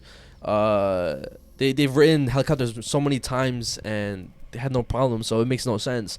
The only, I guess, explanation that somebody could say is that I think one of the helicopters was more like more higher than the other one. So I'm guessing while the other one was ascending, they didn't see the other helicopter on top of them or next to them, and that ended up causing them to collide. Yeah, there was like a blind spot or something. Yeah, and then the guy, Alain Bernard, the one who was supposed to get on the helicopter, he says that, yo, this is one of like the most traumatizing things I've ever experienced. Like the fact that I could have been on that plane and then something told them for them not to be on the plane is crazy, bro. And the crazy part is too about like this production. They've had other incidents where contestants die on like a survival show. Like I believe there was this guy. He had like, I believe, heart problems, or he was having heart problems on the show, and he like fainted, and they heart attack. I'm guessing so or whatever, but the medical team that was taking care of him was like, you know what, it's probably nothing too serious. Just continue the show. Well, you know, it'll be good. Yeah. And then think later that episode he ends up like completely like dying. He actually gets a heart attack, and I believe one of the medical persons that was working with the production company, he ended up killing himself because of how traumatizing this whole experience was. Bro, what the fuck? Yeah, so like again, that low key, that fucking, did they get sued or like did they? I don't think so, because they still made other shows after that. They probably signed off something like like a fucking like a waiver. Yeah, you're signing your life away. Like, oh, if anything happens. Technically, yeah, because it is a Survivor show, so I wouldn't be surprised if there were waivers involved. But yeah, that's some tragic shit right there. And shout out to Nick Crowley. Definitely. Shout out to Nick Crowley for that story. That's where I got it from. I want to give his credit and shit. The next topic that I'm gonna talk about is a video that went viral in 2019. Okay. Where a lady, she claims to have seen a bunch of dead bodies, dead children, in a Maseca truck. So you could. Whoa! What the fuck? So in the video, you could see her like automatically in distress, and she's just panicking, and she doesn't even know what to do. She doesn't know what to say. But I'm gonna show you guys the video right now, and let me know what you guys think. Is this trigger warning or is this? This is just her reaction. Okay. But, and a lot of people have seen this video. This is, like I said, it was back in 2019. Okay. Imagínese que llegue y la vean así. Ya intenta tranquilizarse para llegar bien a su casa a cuidar a sus hijos. Tranquilo. How is everybody else so calm, but like she's the only one that's like freaking out about it? Llévame a mi casa. Quiero un médico para despertar. Ya se está, ya muchos niños. Ay, como tarimas en el camión. Ay, yo me quiero con mis hijos. Sí, pero primero necesito a ver allá porque me dejaron tranquila, por favor. ¿Se quiere ir a su casa? Sí, no quiero con él. Primero necesita tranquilizarse, porque si llega hacia su casa, los va a asustar. Cuida a tus niños. ¿Usted la conoce? Sí, yo no. ¿Qué le pasó? ¿Qué le pasó?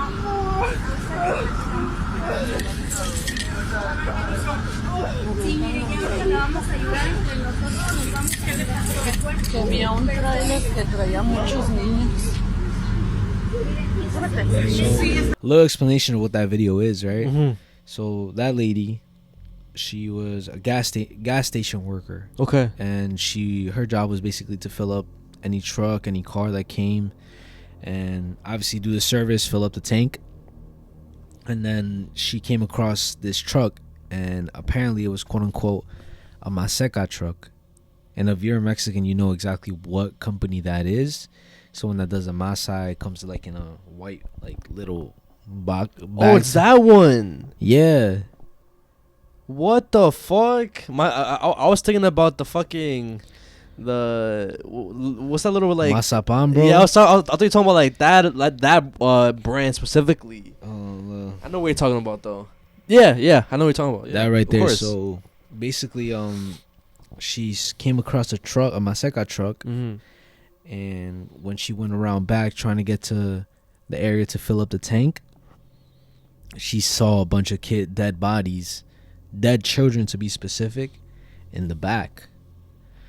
After that video went viral, a lot of people were making up rumors online saying that, oh, she was dead. She was found dead a couple days later, a couple weeks later, she was found dead. Okay. That somebody saw the video. They didn't like that she was basically bringing attention to it, and they killed her, they assassinated her. But a lot of those were just rumors, and nothing was actually real. And what people are saying is that nothing really happened to her. Nothing happened to her. She's still alive. They never put out her name, and they never put out like any more investigation of the case. This was strictly investigated in Mexico. Yeah. And nothing has been released to the public about the investigation, or if there was even an investigation. Because obviously, this happens all the time. So nobody really knows the full story. People online were just like going along with it that, oh, she was found dismembered, she was found dead in like a random ass like spot, but that didn't happen. And a lot of the pictures that you see online are either photoshopped or just basically fake. It's not real and shit. But what people are saying that could have been what happened in this situation was maybe she came across a truck that was doing human trafficking. Yeah. Or maybe like one of those fucking sick incidents that we covered before. Remember, I think it was called the Truck of Death. Yeah. Remember that case? Yeah. It could have been something similar to that. Oh, they were trying to cross illegally. And sometimes what happens is that they sneak in the back of these big ass trucks and they die because of the no oxygen, no airflow. Yeah. And they suffocate in there. So another possibility could be organ trafficking, not just human trafficking. Like they're harvesting their organs and stuff like that, because that is pretty common as well. Yeah. But damn, bro. Yeah, bro. But like I said, it's nothing like official. Yeah. And nobody really knows. Like what happened to her? What happened to her, or if there was even an investigation after what she had said. But she is alive though. She's alive. Pretty sure. Damn. That's crazy. Yeah. Because I from the guy who I saw. Yeah. Where I got most of the information from, he dove deep into it, and he was just he debunked a lot of the stuff that was going on online. And like he even showed pictures, because there was a picture of like what they claimed was the truck, but it was just a Photoshop picture. And then like all these articles of her like supposedly dying, but they were just fake articles, just for like views or buzz. And then a lot of people on social media, they put these captions and they put these things just to get more attention. Exactly what I just talked about with the show, with that news thing or whatever. Exactly. They put out false narratives and stuff. But yeah, guys, this does conclude today's episode. Hope you guys enjoyed. But before we do in the podcast, you already know Patreon shoutouts and supporter shoutouts. Shout out to Daisy Dimer, Yare Martinez, Caesar Saavedra, Grace Perez, Brian Barrios, Alex, Diego Aguilar, Gabe Farrell, Anthony Gomez, De La Chupo, Juliet, Ricardo got that gyat, Misery.Daddy, Yair Torres, Anita Dick and Me, Sweaty Butts, Yovi Santiago, Josh._.0103, Tu Papi El Comal, Juanita Lascano, 88 Fallen, Arnulfo Mendez, Rania Kumo, Brian Esquivel, Gustavo, Anita, Tita, Briano and Marcos, Nadia Alston, Loma Maria Rico. What the fuck? What the fuck, you fucking asshole. Wait, what was it? Leslie with the pink hair. Wait, which one is Chiquilina Lopez. Te la comes toda. Anaí, Álvaro Morales, aquí el ceviche. The Trogo, Dixon Cider, Yola Prieto, Juan Medina, Jesus Chavez, Pascual Zuniga, Dixon Mayas, Jose Aguilera, Jaime Arel Bavera, Abel Mendoza, Miguelito, Jennifer Montalongo, and that space guy. What is this, a fucking humiliation ritual? Like, we fucking love you guys.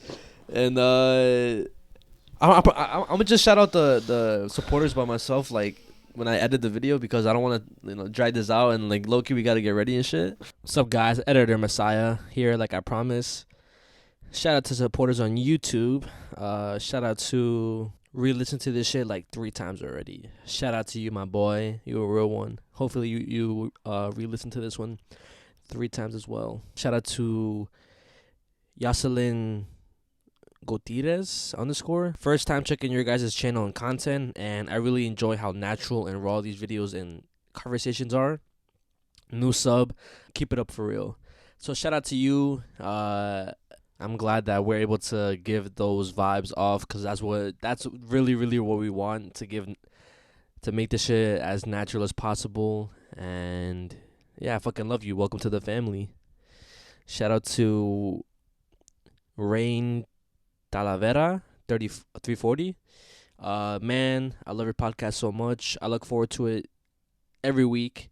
I listen to y'all while I'm at work, and it makes my day go by faster. I feel like I'm chilling on the phone with some homies. LOL. Keep it up. Y'all look really great, and I can't wait to see what this year got for y'all. Shout out to you, bro. Again, another thing that we love to make this feel like you're chilling with your with your homies. You're on FaceTime with your friend or something. So these comments really, really mean a lot to me and Ricardo. Shout out to Oscar Mateo 3341. Hey guys, my name is Oscar. I stay in Cali. I've been watching you guys for over a year now, and I love your videos. I listen to your videos all the time at work, and it motivates me. I was hoping if I could get a birthday shout out. My birthday is on April 1st. I turn 25. I love you guys, even if you don't love us or not. Yo, so happy early birthday, because this is dropping 3 days before your birthday. So happy birthday to you. I hope you enjoy your 25th birthday. I don't know what you'll do. Maybe you go drink, celebrate with your family, have a party, but hopefully you have an amazing time. And I'm glad that we're able to provide you the entertainment that you love, and yeah, wish you nothing but the best. And then the last one, shout out to Angel Z Rios on Instagram. You're also on YouTube. I always see your comment a lot. Shout me out, gang, from California.